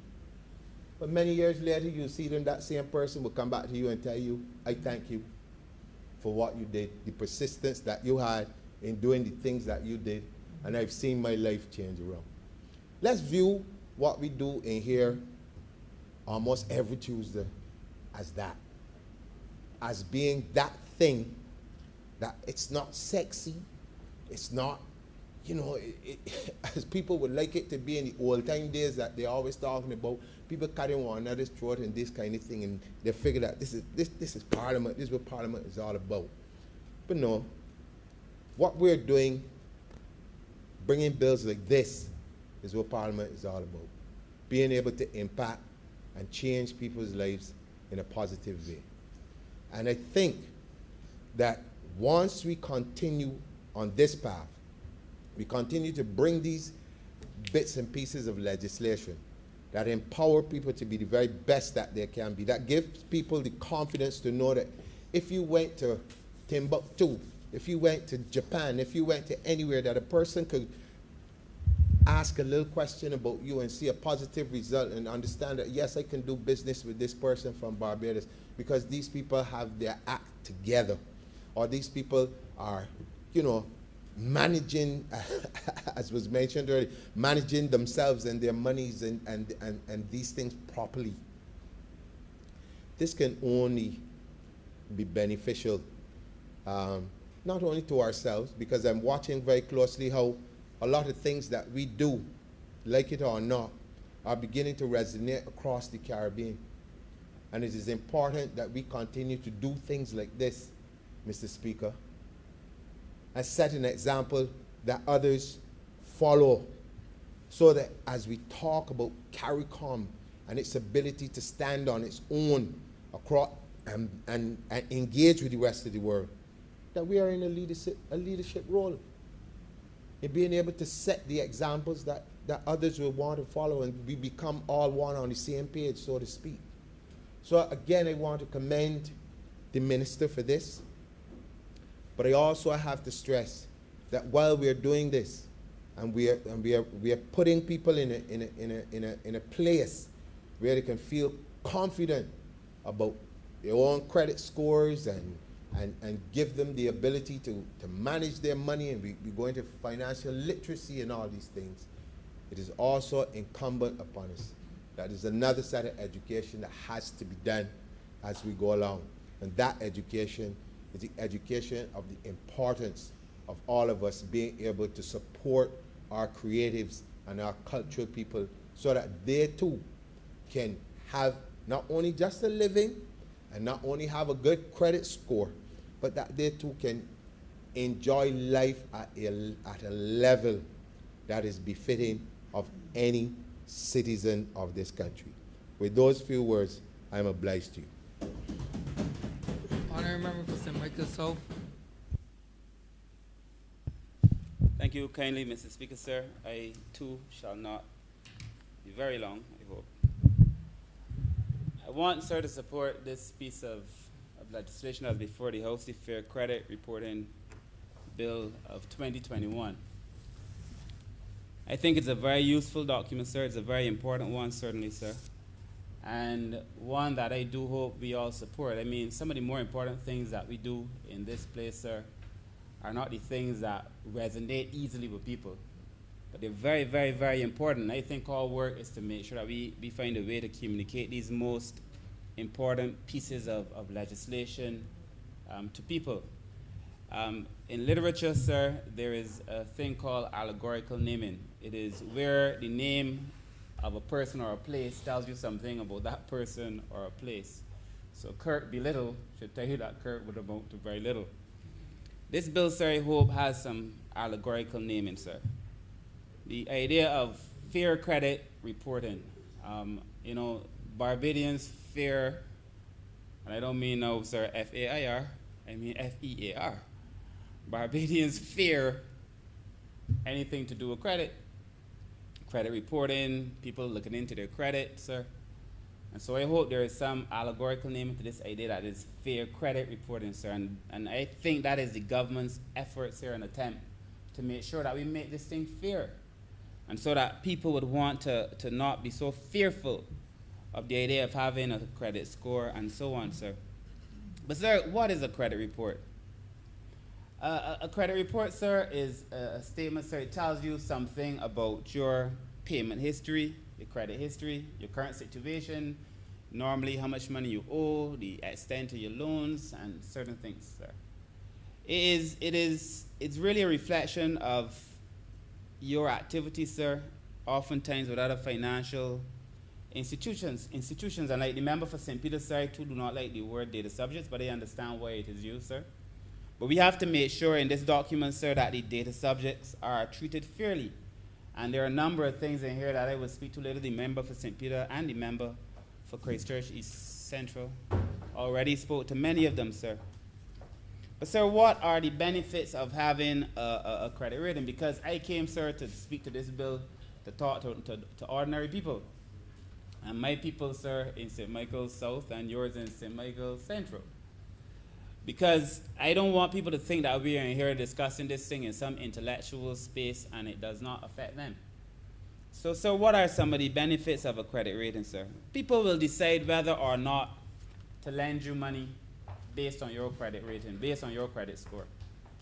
If you want to borrow money from a financial institution, they will ask you, your personal history, sir. And then they will make a determination about whether or not you should receive that loan. And some people, sir, would obviously want to have good credit rating because it allows them to do things, to borrow money and so on and so forth. And a bad one might hinder you from getting that credit rating, sir. And while I began by talking about people being fearful, sir, there is now a relationship in Barbados between banks and people, sir, that is one that is no longer built on trust. Many poor people in this country, sir, fear going to financial institutions. They fear going to banks. You don't even have to go to the bank to fear the bank. You just got to use your debit card, your credit card, sir, and you have a reason to be fearful. And some of these interest rates sometimes, sir, are so alarming when you use your cards. The person, sir, who, and I'm speaking to it because it affects everybody, when you go and you use your debit card, they don't charge you. You don't see the charge immediately. But when you use your debit card, they charge, if you swipe, they charge the person who's making the sale an additional 5% or so. So that 5%, you could bet your bottom dollar is already built into the item that you're buying. So your item's already gone up.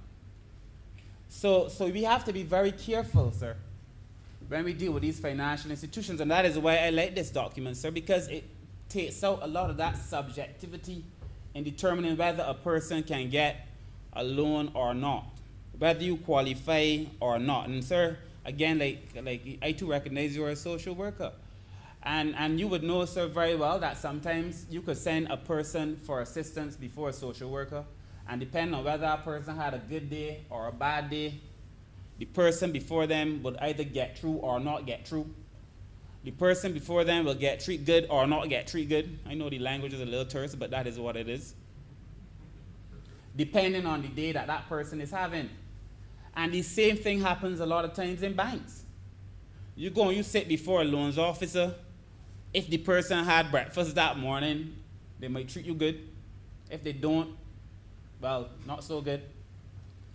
Person might say, man, I can do this here for you, I can not do this here for you. If they like you, if they don't like you, if you're too dark. So we have to take that level of subjectivity out of the equation. We also have to arm our people with the information and the know-how and the knowledge to know that if they sit before a financial institution, they can say, tell me on what basis you are not giving me this loan.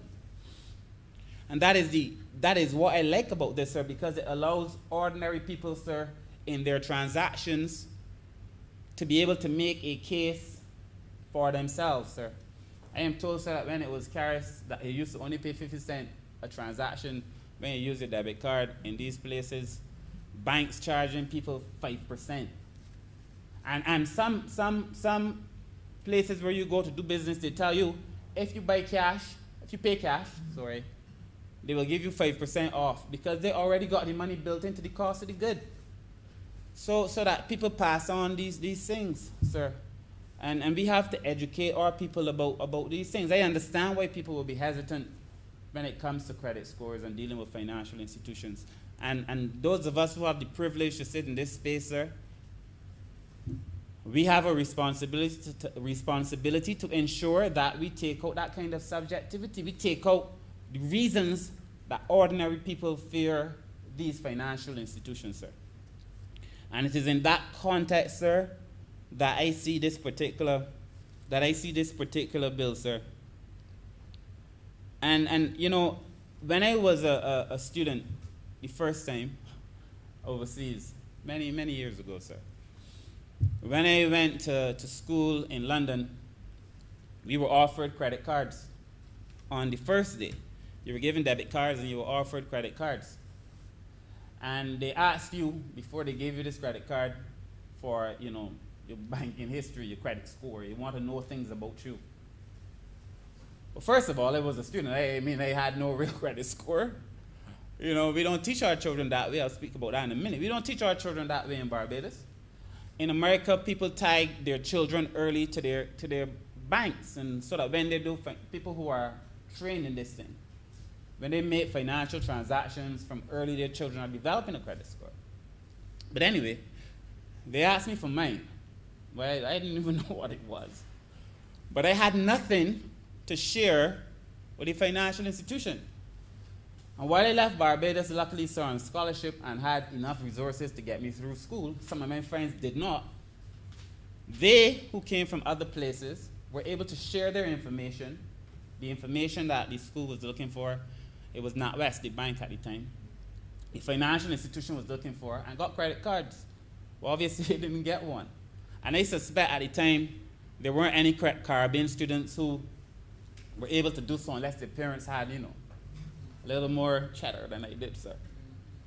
And so I'm saying to you, sir, that even in that regard, as we start to explore the world, which I'll speak to in a minute, as we start to explore the world, so these things become very, very, very important, sir.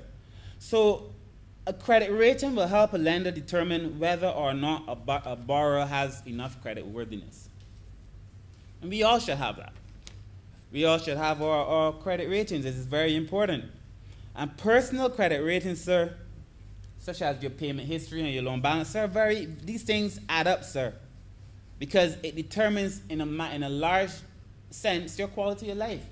Whether you could get your vehicle loan, whether you could get your mortgage, whether you could buy certain things to make yourself comfortable. These things are important. You know, when I was younger too, when I was visiting the US, sir, and a lot of these things, we are doing things in Barbados, sir, that are revolutionary for Barbados, sir, but, you know, countries have been doing these things for years. I mean, we are innovative in the context of Barbados, sir, but people have been doing these things for years. And so this government is doing things to bring Barbados into the modern era. As if, sir, in many cases, many cases, these things should have been done long ago. And the fact is that we are still grappling with people's fear of what is now mundane and normal every other place, sir. But the first time I heard about a soft or a hard credit inquiry, sir, I was in the US. And my friend was telling me too that this is a soft credit inquiry. And I was like, what do you mean? Because there's some, if you're going for loans all the time and they're really investigating and digging up, it becomes a hard, I understand, credit rating, a credit inquiry. So they know you're looking for money. It might affect your credit score. If you get a pre-approved loan, as I see courts just send me, some fancy amount of thousands of dollars. I don't know about that. But I know they send me this. And sir, let me just say, I understand those interest rates are astronomical. And I would hope Barbadians at this Christmas season, sir, are wise. And while, you know, they say, well, it's sweet in the goat mouth. Anyway, but I'm just saying we have to be wise, sir, and not pick up on all these easy access to money. And I know the minister and the Ministry of Finance was having a conversation too about being able to check some of these things because, sir, they come back to haunt you. These interest rates are astronomical, sir. And so I know that that these are things too that we have to address. But when you get a pre-approved loan, they may not dig up in all these things because the money is already available to you. They may just take your personal information, sir.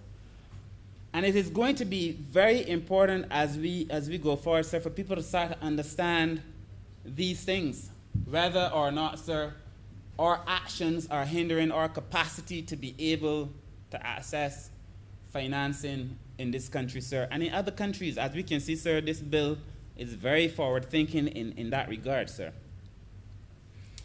The other thing, sir, that I like about the bill, sir, is the protection that is built in for people. Again, the member for St. Peter spoke to it. But there are some things in this bill, sir, that are very, very, very important. I must give my consent. The requirement for consent, sir, is so important, sir. Not anybody could just come and dig up in your business. You know, no person. And there's also a check in here too where the credit bureau, sir, cannot just willy-nilly just go and look into your information either. First of all, the credit bureau has to be licensed by the central bank. So not anybody getting this thing. And we have a lot of respect for our central bank. So you don't just become a credit bureau in the first place, sir. But persons, the credit bureaus may be prosecuted if they obtain or use the data subject's information in contradiction or contravention to what is stated in the act, sir. So there are protections for people in this bill, so that ordinary people are not subject, sir, to the wills, again, sir, the willy-nilly use, sir, by other people to be able to exploit people, take their information and sell it, which is what other people do. Almost every day now, you go on Facebook, you go and you look at a shirt, next thing they're sending you 20 places that selling shirts. It is crazy. And you sign on some dotted line, you don't even know when you agree to it. In the real fine print of the documents, you agree to these kind of things. In this particular legislation, sir, we're preventing people from being able to just trade your information, sir. The credit bureau, sir, must also make sure that your information is secure. And that when they're processing, however they choose to process it, it has to be processed in a manner that is secure. So that you are making sure, sir, that you don't just have a system that anybody could log into and anybody could access your information. There's a check and a balance in place to ensure that we are doing this thing correctly, sir. That is going to be very important. And I also think, sir, it is worthwhile that you are now entitled to see what is on your credit report. How these people arrive at this credit score. You know, how did they come to it? And, you know, in Barbados, there are many people, I have friends, wasn't me, but many of my friends, who years ago, I had a friend who was going for a loan only to find out that he had a bad credit rating, a credit score. Terrible, they said it was. And this one, you know, the different things they grade. One was terrible. He owed this thing. So when he finally found out, because, you know, it's not as easy as it will be going forward, when he finally found out, sir, he had owed Chubby's, the video store. He had owed because he didn't return a tape or something on time. And, you know, his credit score was horrible because this is now some long-standing, didn't pay back. And the way these things operate, sir, you buy a tape from Chubby's and you don't carry it back. They charge you $1.50. And Chubby's closed down now, sir. Permission to say Chubby's, because they closed. They charge you $1.50 or $2 or $1 every day. Every day for 365 days in a year. And then the next year, another 365 days. And then they charge you some fee telling you that you owe them for the tape. So that serious people now trying to make serious decisions about their lives, sir, are stunted. Because they borrowed a tape from Chubby's. And they did not know that it was affecting their credit score. That's the point. And then trying to get, no, because you don't need to go back. You don't need to go back and try to undo this thing with an organization that no longer exists. And you know, there's no easy way to do it. We have to put people in place, sir, ordinary people, sir, in positions where they can not only understand these things, but I just feel people shouldn't unfair other people. You know, the other thing about Chubby's, when you're watching them tapes, this tape should not, this is for viewing purposes only. License, on the license. Yeah, exactly. On the license. On the license. When I got a little old and I understood what I was paying for, I was ashamed of myself. It wasn't me.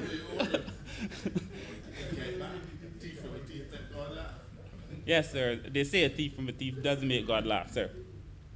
So you can also ask the credit bureau to stop using your information. If they're digging up in it, and if they object, sir, the central bank now becomes the final arbiter. This is serious business. If somebody is using your information, you say, but stop using my information. I don't want you using it. And you could then have somebody sell this thing in a serious way. so that you're not left again to just the vagaries of life at the hands of people, sir, who don't really care anything about you. And this bill, sir, is in many ways, as I reflected on it just now, there are so many things in here that are so important, so critical, sir. The Honourable Member for St. James South already spoke in detail about the cross-border credit reporting. I mentioned it when I was talking about my inability to get a credit card at LSE, which is good, because you really don't want a credit card if you can't really manage it. And tell you the truth, back then they really couldn't manage it. But, sir, the world that we live in now, sir, is almost a world without borders. And what we have done in Barbados, basically, is put in place these things, sir, that prevent Barbadian businesses, sir, from benefiting. We keep saying we're like global citizens, but we're really not.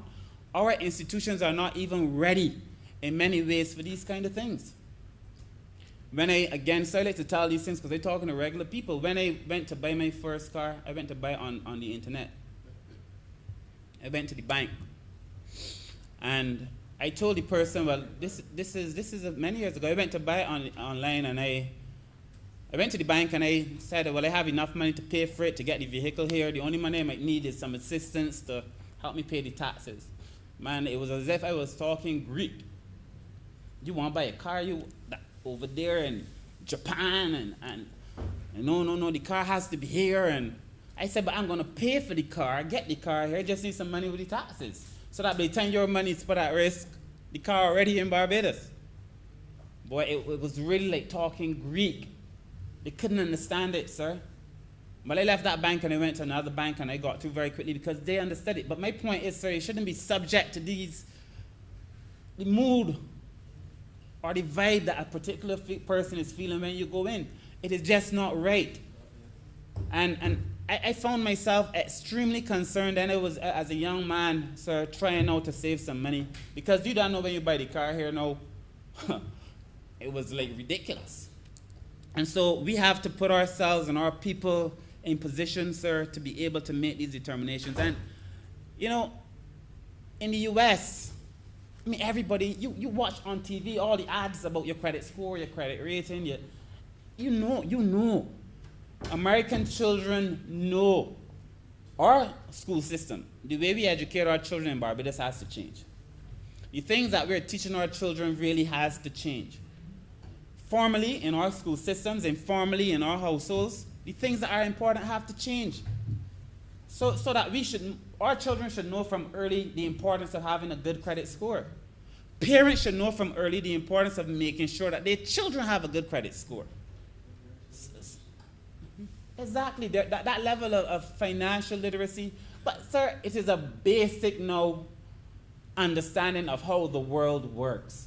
So that the tools that we equipped our children with 30 years ago, while great and good and still relevant today in some extent, are not enough to make our children, sir, fit for purpose in the new world. So that our children, sir, should, I almost said kids, but I remember Joey Harper used to say kids are the progeny of goats. But children, sir, should know. Our parents should know. And to teach our children certain things, all of us, sir, many of us in this room, sir, never had the benefit of anybody leaving anything for them. You didn't get up one morning and here, son, go and build on the 2 acres of land that I have left for you or my family left. We weren't born like that. Most of us, sir. We had to work for the things that we want. Our parents sometimes did not have the wherewithal to pass on to the children, which is fine. They gave us what they had. But those of us who have new tools, those of us who have a new understanding, it is incumbent on us now to pass those things on to our children and to give them, sir, the benefit. So even if we don't have money, but we were, faithful in terms of paying our bills, and sir, I know that you know because of the life that you've led, sir, in helping poor people, that poor people for the most part will pay their bills. They will try their best to pay their bills. The problem is that it doesn't help in this particular context because a lot of those are cash transactions. You go and you buy something, sir, they're trying to borrow money from a friend, sir, the God pay them back, sir. In my case, sir, as I will speak to in a minute, sir, people who work in the industry that I serve often do a lot of things by cash transactions. The last thing in this bill, sir, that I will speak to, sir, is on the dispute resolution, sir, which occurs here now outside the court. You know, in the shipping industry, we were having a debate, sir, on our seafarers legislation. And I engaged the cruise lines, sir, the cargo lines, in our discussions on the bill, the ones that will come before this House very soon, because Cabinet has approved about 4 or 5. But the one thing that we stalled on was on dispute resolution. How are you going to solve it when a Barbadian seafarer has issues with the way we are doing things? And I was adamant, they were adamant too, but I was adamant that Barbadians had to be protected and that there could not be no one way for settling disputes that favor the lines. And that if there was going to be some dispute resolution, so we made sure so that one part of it had to include Barbados, sir, so that we had the option to deal with it here too, as also in the place wherever the incident occurred. And they had some challenge, sir, but we were insisting, sir. And when that legislation comes before this House, you will see. But the idea that you have to have a system for dispute resolution, sir, mostly peaceful, because that's what you really want, that could occur outside the court, sir, is going to be very, very important. But, sir, as I close, let me tell you what I feel is important in the real world and real life, that the people that I serve, sir. There are going to be tremendous opportunities in the blue economy. Tremendous. There are going to be opportunities, sir, for fishermen, for vendors, for jet ski operators, tremendous, sir. This government has already made it clear that as we build out the new Barbados, we want to build it out with people who are in the business, whatever the business is, to be stakeholders in the industry. So that we want the people who work in the port, if we ever decide to divest in the port, to be able to own the port. A very tangible stake, sir, in whatever it is the industry is, sir, that they're serving, sir. I was speaking, sir, on our jet ski. When we were looking at the watercraft legislation, sir, the persons who operate the jet skis, we were saying that maybe now is the time to be able to have apps that allow them, sir, to charge on the phone to build up a credit score.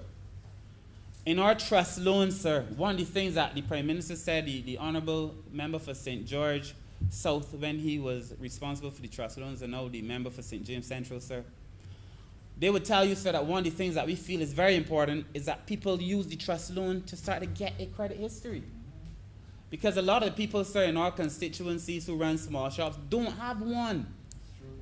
So that if you borrow from the government, if you borrow a loan, if you take a loan, and you pay it back proper, then we encourage you to do so.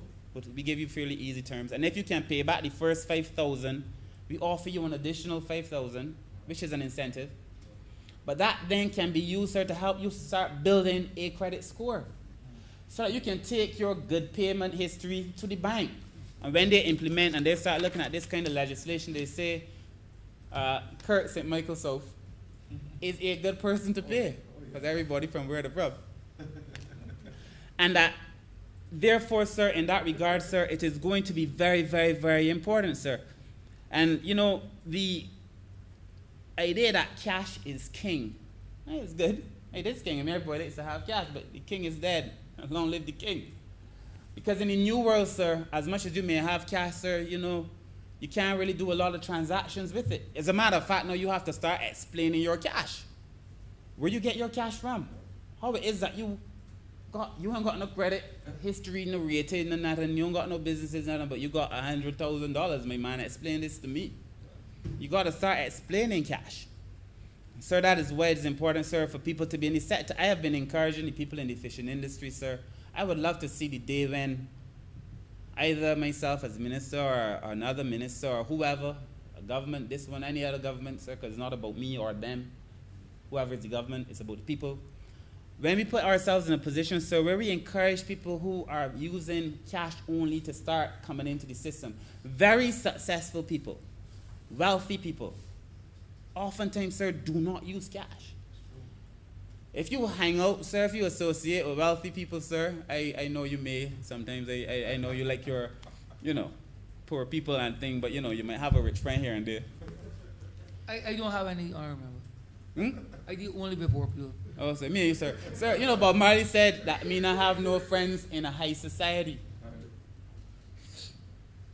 Anyway, anyway, sir, the point that I am making, sir, is that in terms of being able to have cash, sir, on hand, there's only certain things you can't do. Rich people oftentimes would borrow even when they got the cash.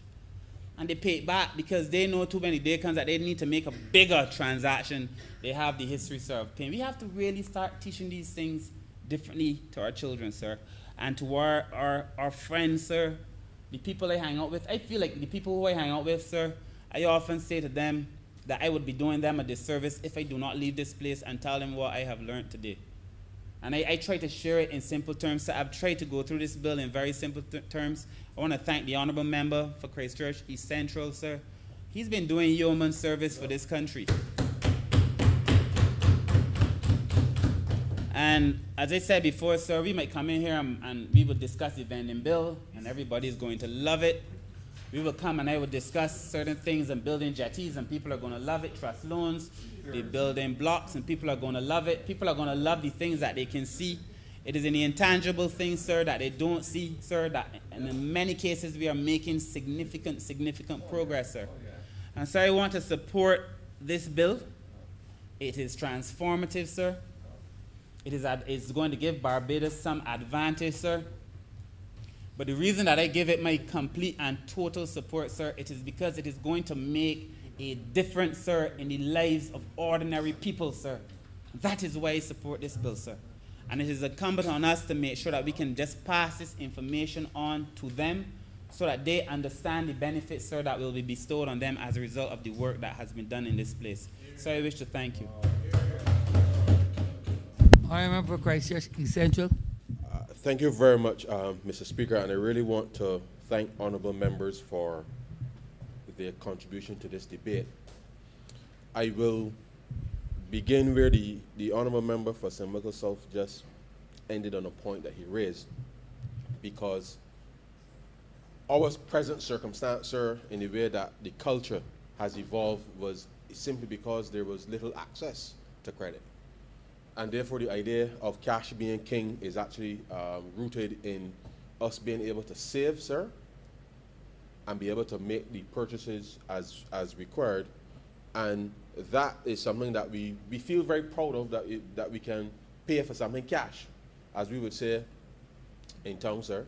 And you get a sense of pride with respect to being able to go and take out a fridge or a TV or a car or whatever and pay cash and you ain't own nobody. And it is something that is worthy of certainly our foreparents being able to save. And I think that part of the conversation going forward for young people is going to be important, equally as we are able to transition to being able to operate in a new space.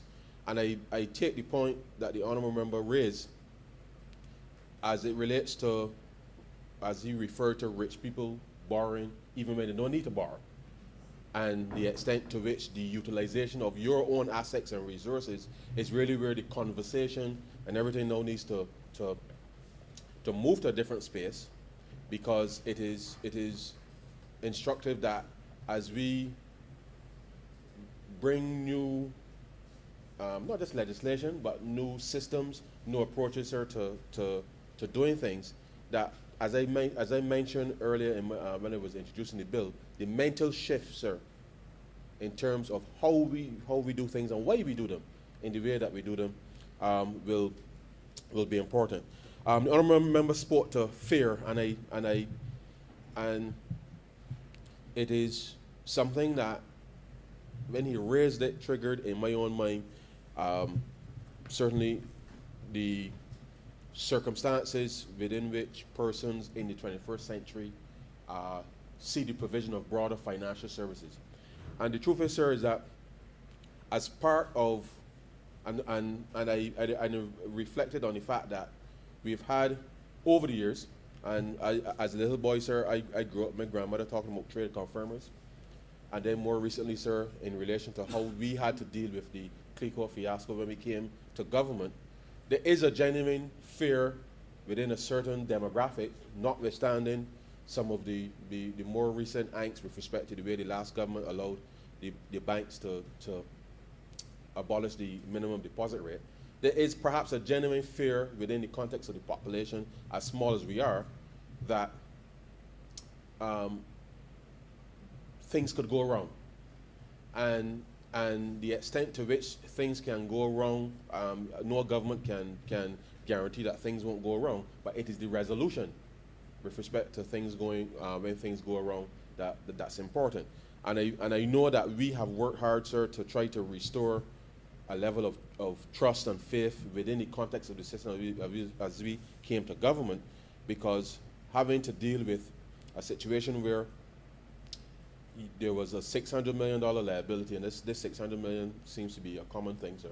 $600 million liability as it relates to CLICO, but only $60 million in assets, then clearly there's a mismatch there that could never make sense for the taxpayer or anybody in the country. And in solving some of these issues from a financial perspective, I want to indicate that whilst the Central Bank, the Financial Services Commission, both of them have been working collaboratively over the years, Mr. Speaker, to look at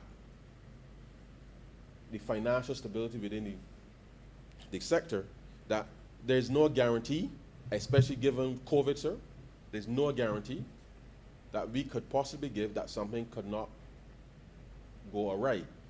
And I say that very conscious of the position that I'm in, because I don't want people to misinterpret what I'm saying in any way, because COVID certainly is one of those significant events that changed the trajectory for a whole host of activities. Now, luckily, sir, I say luckily, only from the perspective that we have, and I know that it is an issue globally, and I've only made reference to it in this case, in that whilst we are currently looking to see what is the extent to which the impact of deaths as it relates to COVID would have on the life insurance industry, and how that certainly, not just locally but obviously regionally, given that we operate in a cross-border space, and a number of our companies operate within that space, that whilst a lot of the immediate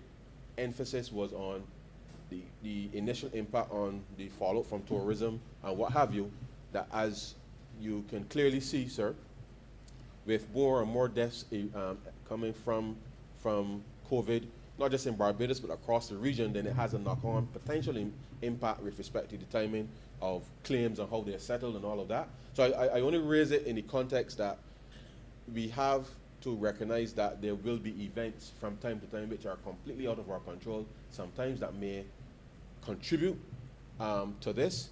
But we are monitoring, as I said, just to make sure that there is stability within the context of that space, because that's the reality and the extent to which across the sub-region, sir, escalated deaths, not just in Barbados but across the sub-region, can have an impact on the life insurance company over and above regular deaths that take place within the normal course of living. So the reality is that I understand the nature of the fear that the honourable member spoke to, and what that would mean is that was us as regulators, sir, seek to enhance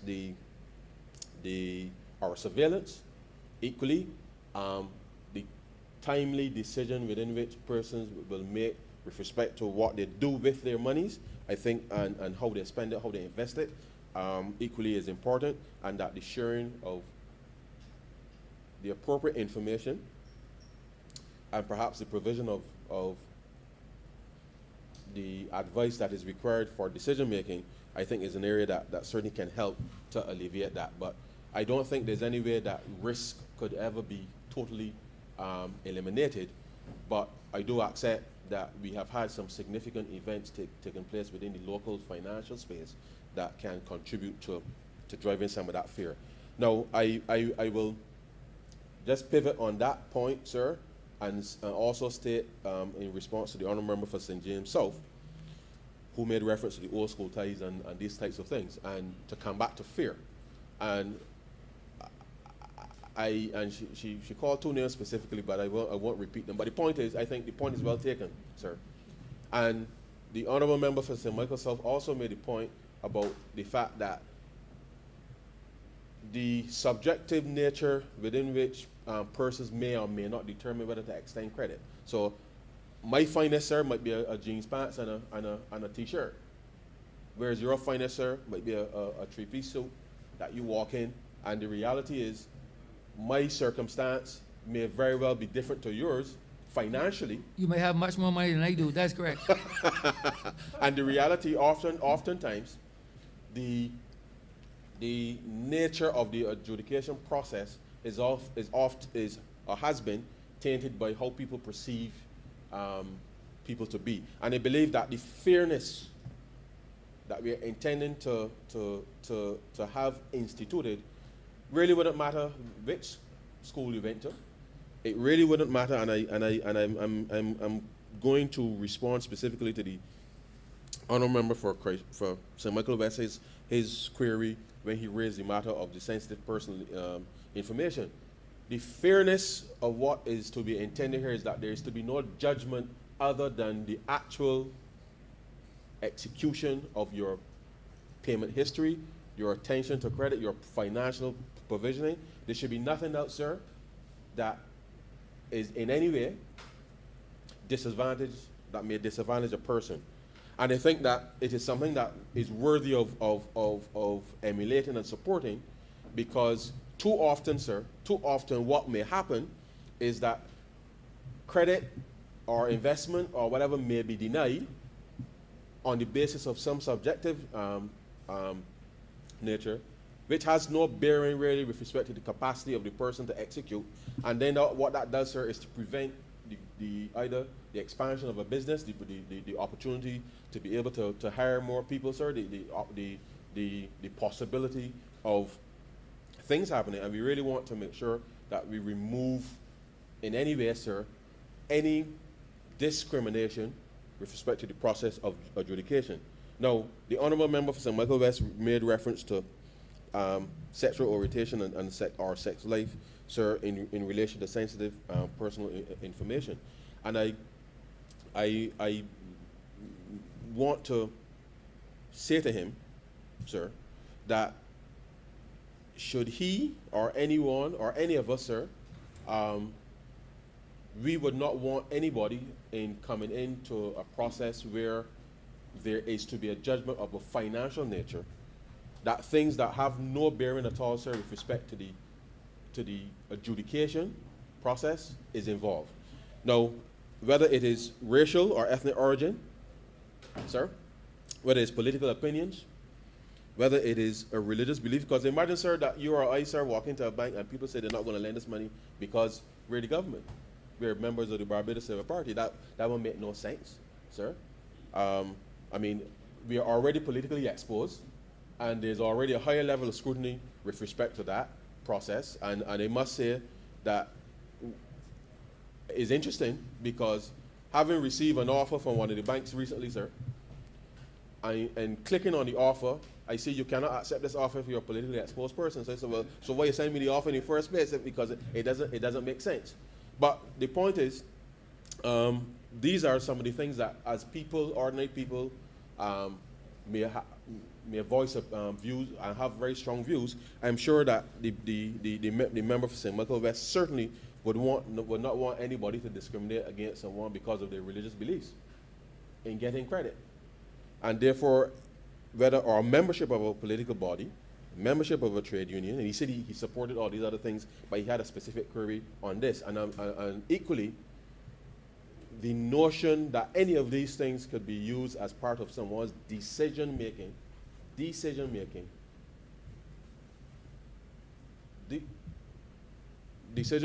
is something that.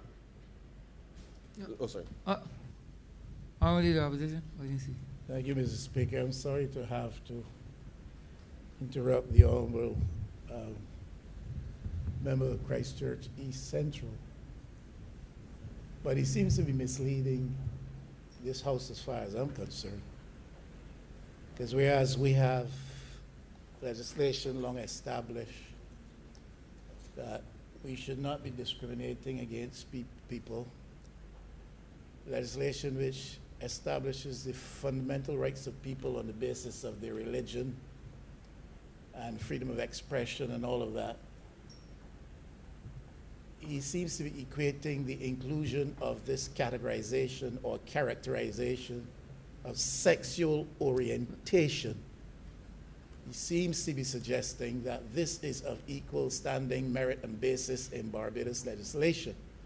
I don't know that that is the case. Yeah, but Honourable Member, that I don't view that as a point of order. I don't see it as a point of order, Honourable Member. And I appreciate your ruling, Mr. Speaker. You may not see it as a point of order, but obviously what I'm trying to say is that the honourable gentleman is misled and is seeking to mislead you. Continue, Honourable Member Gracious. Thank you very much, Mr. Speaker. The truth is, sir, that whether myself or the honourable member for St. Michael West, if either of us determined tomorrow, sir, that we wanted to put on a dress and go downtown and apply for a loan, if we wanted to change our sex, sir, if we wish to change our sexual habits, sir, that has absolutely no bearing with respect to the process. And he knows this. So, and therefore, to the extent that there is an objection to something like that, I don't think, Honourable Member, don't think there was an objection listed by the Honourable Member for St. Michael West? There's not an objection? He didn't object to that? Sorry. So, I wanted to make the point, sir, earlier. Sorry. Thank you, Mr. Speaker. Absolutely right. And it's not a question of what the honourable member, Mr. Michael West, was objecting to. The point I was raising, and to which I would still like to hear a response from the honourable member for Christchurch East Central, is as to whether or not what we are seeing emerging recently in important legislation in this Parliament, and this is about the third or fourth instance, the fourth instance is if we are taking an action indicative, which now at this time constitutes a pattern, action indicative of where we are going with respect to a certain agenda relative to lifestyles in Barbados. He has to respond to that. Honourable Member, He has to respond to that. Honourable Member, you raised that query already, Honourable Member. You raised it. It was raised in your remarks, Honourable Member. And so Mr. there's no need to reiterate it because you already raised it. And Mr. Speaker, all I'm saying, with all due respect to your position, all I'm saying is that the honourable gentleman is misleading the House, because the issue which I really raised is that which I just stated, and that is what I would like him to respond to. He's not responding to that. But I remember that you have already raised that query. You do not have to raise it. You raised it already. Mr. Speaker, I insist. I am not raising the point again. I am suggesting the honourable member is misleading the House when he misrepresents my earlier position taken, and I'm simply repeating my earlier position taken. Let him respond to that. Honourable Member, please continue. Thank you very much, sir. I think in just to make sure that we're all on the same page, sir, and I think as we look at the process of credit adjudication, sir, you would recall, and I'm sure, and I had intended to raise this in my opening statement, because you do know, sir, that under, for example, Islamic banking arrangements and finance, they typically don't administer credit with respect to charging of interest and the like. And therefore, within that context, obviously we don't operate within that space. However, part of what we are indicating here, though, sir, is that whether it is your religious belief or any of these matters, sir, that the process within which you present yourself to a financial institution, that none of these things, sir, ought to be taken into consideration with respect to the adjudication of things. And that is our position as the government, so that any Barbadian, sir, whether you are a Christian, whether you're a Muslim, sir, whether you're a member of the Barbados Labour Party, whether you're a member of the PDP, sir, or any of these sub-bodies, sir, that all of us can feel confident that based on our performance, sir, that we will be adjudicated in a fair way without being subjected to such scrutiny in the way that is suggested here. And that is the basis on which we have brought this piece of legislation here, sir, to be able to give Barbadians the confidence that they will be treated fairly as part of the process. In terms of the honourable member for, and I go back to just to make this point, that oftentimes, yes, you would hear stories and anecdotes about people going to school with one another and all these types of things. So these are the things that we want to make sure are no longer part of the process going forward. Now, of course, sir, that does not mean that private individuals in their own assessment will not determine who they may want to invest with or not. But as part of a formal process for adjudicating on credit, that will no longer be the case with respect to this. The honourable member for St. Peter raised the point about money management, record keeping, as part of how people are engaging, and I've been at pains, and I take this opportunity to remind people that as part of solving this problem, on the one hand, we have to take up the technology such that as a coconut vendor, a vendor in the fish market, sir, anybody operating within the space, that we can utilize the technology to help us with some of these money management and record keeping matters, and use it as a tool really to help us move forward. The honourable member for St. Michael South made reference to cash being king and having to explain where you get all this money from. The reality is that the world has moved on in such a way that even from a security perspective, and the truth is, sir, I don't like having any cash at all on me, because I genuinely, sir, feel uncomfortable having money on me physically, and so I prefer certainly to have digital options available to me. And it's something that I think as small businesses, we have to recognize that there is a cost to actually dealing with cash. You have to count it, you gotta reconcile it, you gotta Mr. Speaker, it is something that and then if you have to hire persons to do cash in transit, and then at the bank they have to do all this reconciliation in the background, and that it actually does cost to do all of these things. So it makes sense, sir, that in the context of, as the honourable member St. Peter raised, that as part of the education and the about not just this bill, but it's really a broader set of education and awareness that we have to continue to ramp up in a sustained way that will, I think, lead to a change in behavior so that persons can see a benefit to this, and we see the greater potential for success for businesses.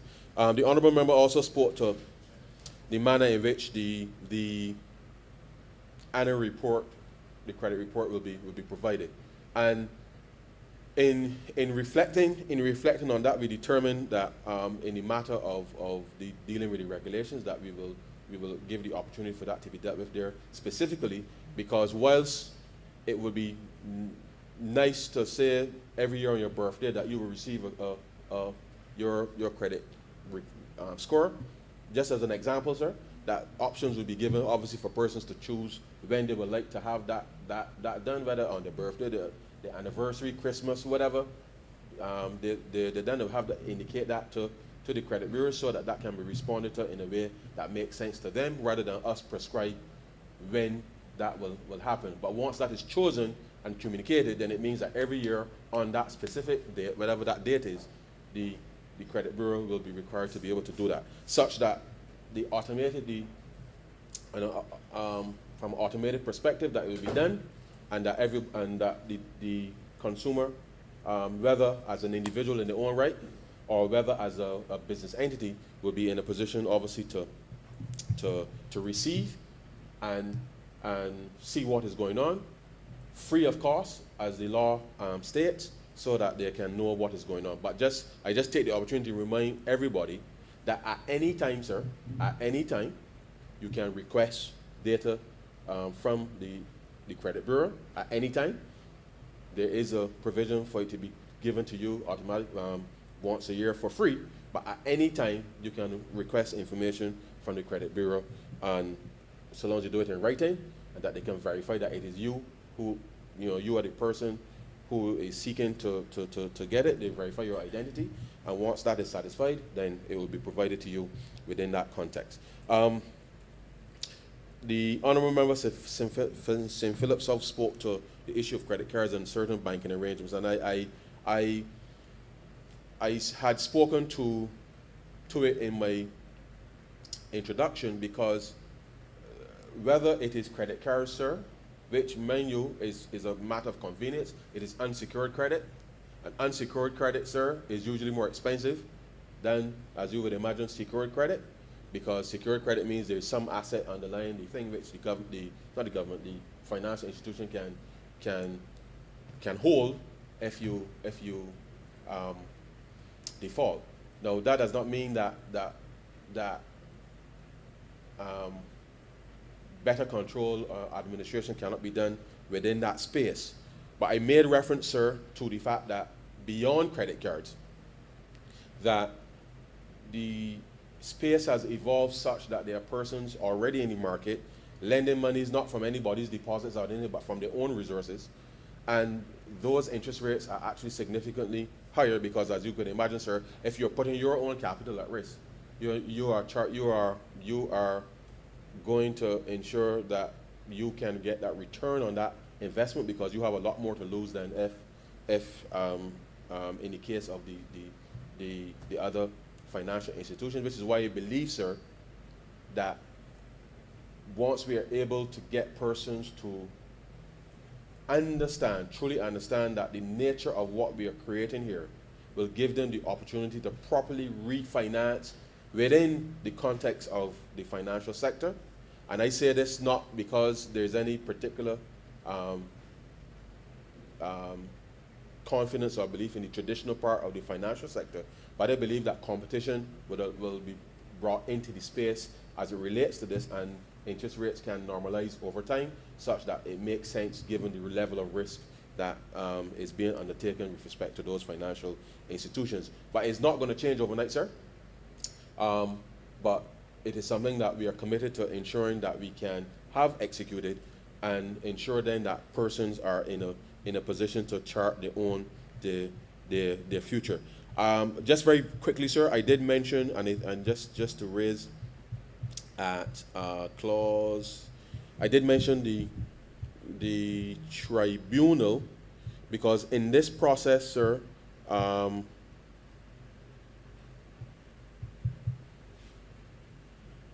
in this process, it is intended that, as I mentioned to you, sir, at clause 35, and just to remind the chamber, that at clause 35, that anything that is done within the context as we will set up with most other things, entities will be required to have their own internal dispute resolution mechanism, and if that is not resolved at that level, sir, it then kicks up with respect to the process.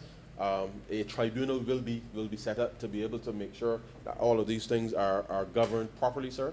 The central bank has a role to play in it as the regulator, and therefore we give the country the assurance that this process, as part of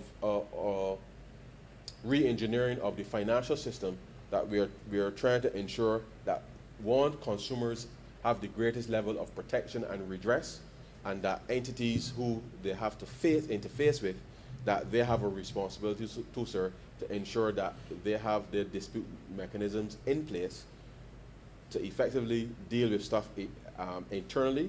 And once that, if there's a further need for escalation, then it goes beyond that to so do. But as I say, sir, more details with respect to that will come shortly with respect to the Financial Services Tribunal. So, all in all, sir, I am happy to be able to move this bill today.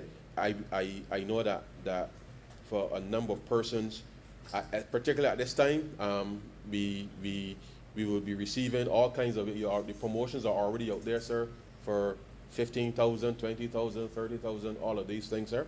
And there's nothing wrong, inherently wrong, with taking advantage of these things. But the ability for persons to be able to service these things going forward and to understand the interest rates that are being levied are really is the responsibility of all of us, sir, that before we sign on the dotted line and get the money, that we really should read that literally that fine print. Because oftentimes we feign surprise, sir, but then when you read literally the fine print, and I don't know why it needs to be so fine, sir, but that's a subject, that's a different discussion for a different day. But the reality is a lot of these loan contracts are relatively standard, and persons ought to take the time to read, and if they don't quite understand what it is, then refer to some type of financial advisor for advice. I know that it has been a stressful time for a number of families and individuals in this country because of COVID-19, but it really does not absolve us of any responsibility, sir, to read the fine print, understand what it is we're committing to, ask questions where we need to ask questions of the very people that we may be taking the monies from, understanding the determination with respect to settlement, payments, and all of these things, sir, so that there's nothing that can take us by surprise in the event that something goes awry. And so, sir, I am happy to commend this bill to the chamber, and with those very, very, very few words, sir, I beg to move that this bill be read a second time. I'm obliged to you. The question is that the bill be read a second time. All those honourable members in favour, please say aye. Those against, please say no. Me think the ayes have it. Mr. Speaker, I beg to move that you do not leave the chair and the House resolve itself in committee for further consideration of this bill. I second that, sir. The question is that the Speaker do not leave the chair and the House resolve itself into committee for further consideration of this bill. All those honourable members in favour, please say aye. Those against, please say no. Me think the ayes have it.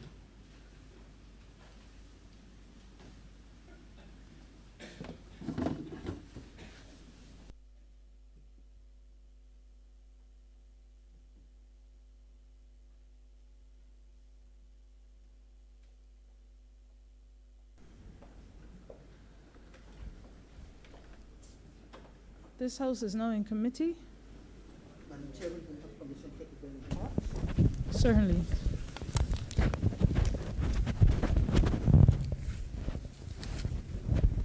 Part 1, clauses 1 and 2. Madam Chair, I beg to move that Part 1, Clauses 1 and 2 stand part.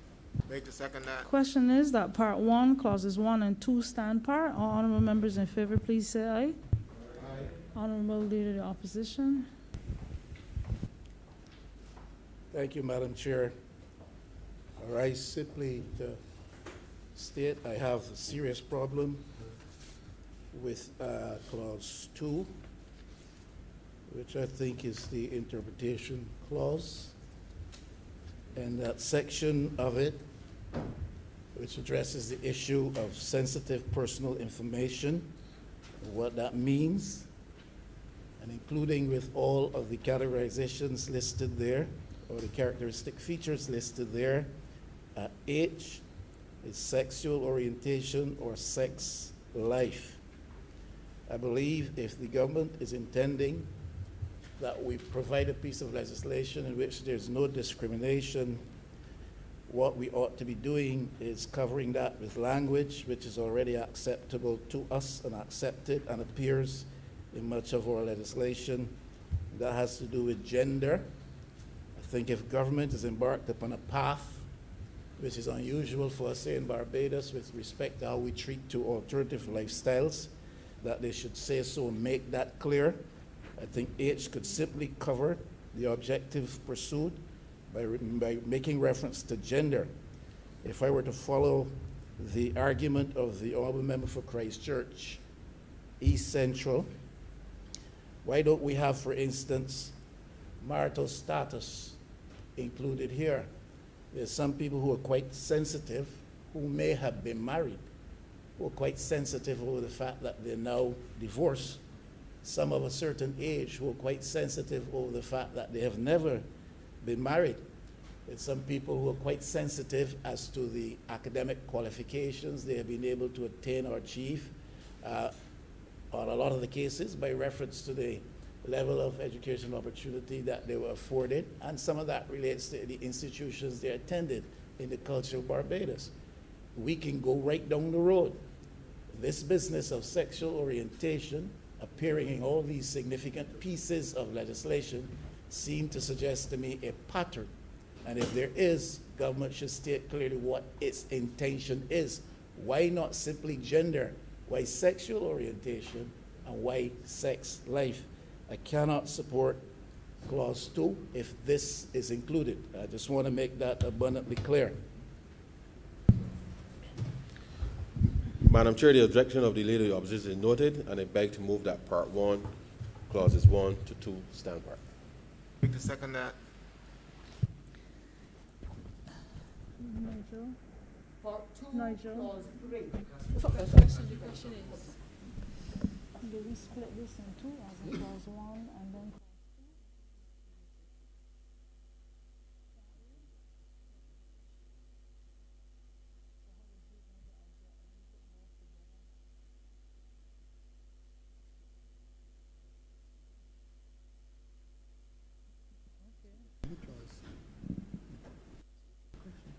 That's it.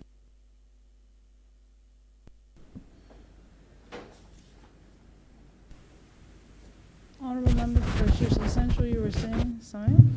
Or can I go Yes, ahead? Madam Chair, I said that the objection of the Leader of the Opposition is noted, but I beg to move that Part 1, Clauses 1 and 2 stand part.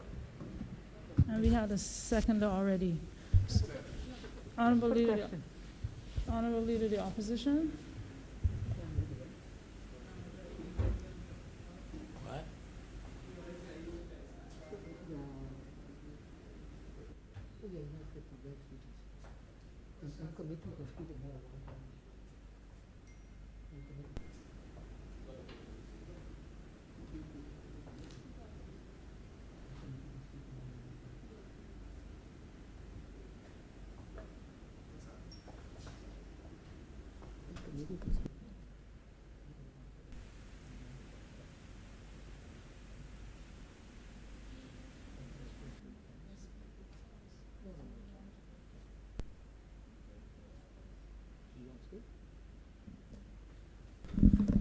Honourable Leader of the Opposition? Simply to say, Madam Chair, it's my view that we can or should not take parts, clauses 1 and 2 together. Because I seriously have an objection to clause 2. So I would prefer that we vote on clause 1 and then clause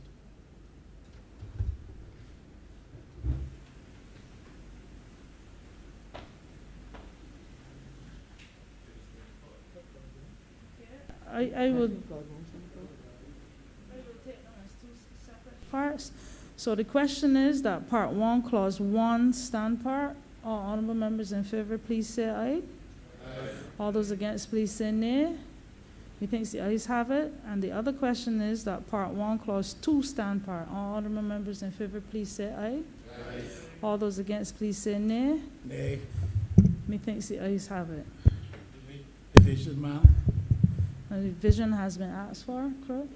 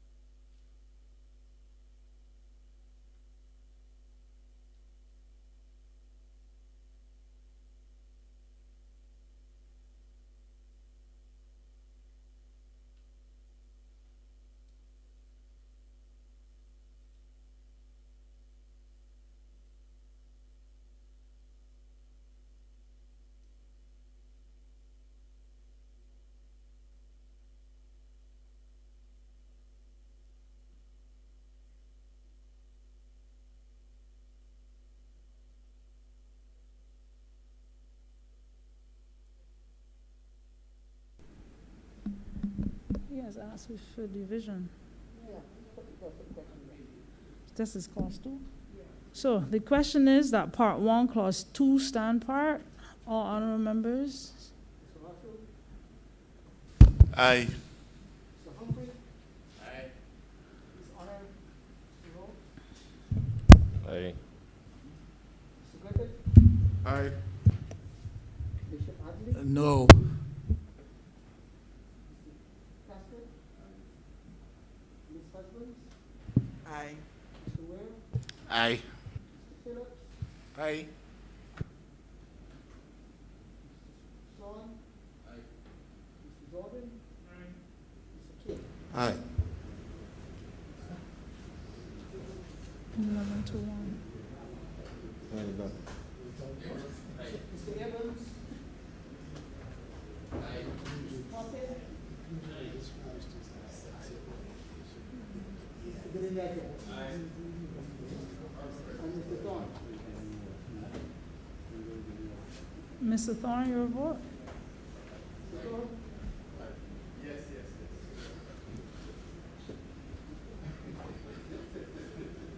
15 to 1.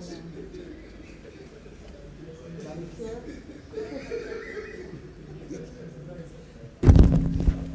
Madam Chair, 15 honorable members voted aye, 1 honorable member voted no.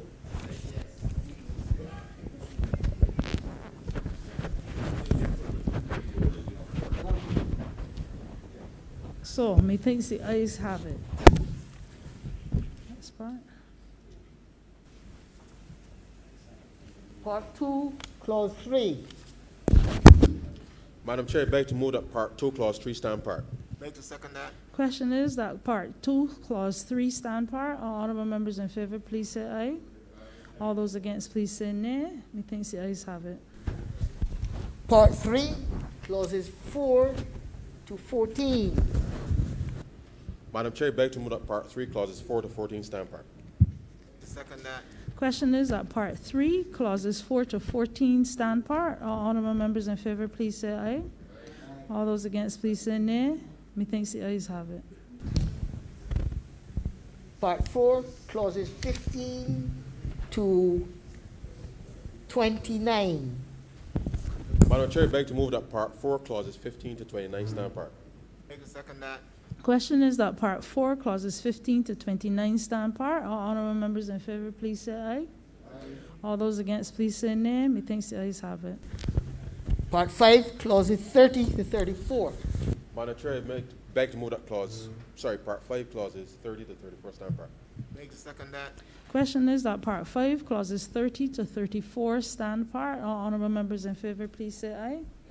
Those against, please say nay. Methinks the ayes have it. Part 6, clauses 35 to 47. Madam Chair, I beg to move that part 6, clauses 35 to 47 stand part. Beg to second that. Question is that part 6, clauses 35 to 47 stand part. All honorable members in favor, please say aye. All those against, please say nay. Methinks the ayes have it. Madam Chair, I beg to move that we do not report to His Honor the Speaker the passing of one bill in committee. Question is that I do not report to His Honor the Speaker the passing of one bill in committee. All honorable members in favor, please say aye. All those against, please say nay. Methinks the ayes have it.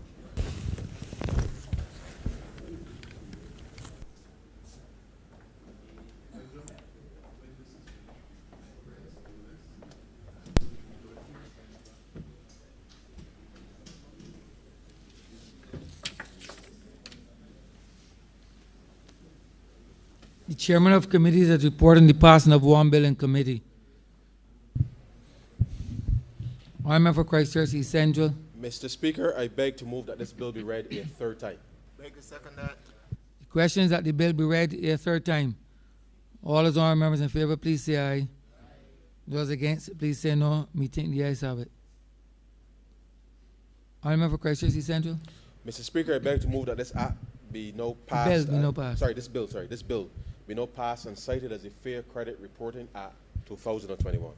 Beg to second that. The question is that this bill be passed and so cited.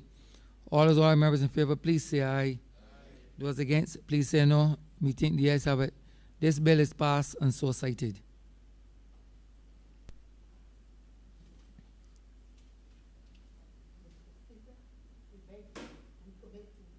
Government notices. Government notices. Honourable Member St. Mr. Joseph. Speaker, I beg to give notice of the Public Procurement Bill 2021. First reading of bills. Honourable Member St. Joseph. Mr. Speaker, I beg to move that this bill be read a first time. Questions that the bill be read a first time. All those honourable members in favour, please say aye. Those against, please say no. Me think the ayes have it.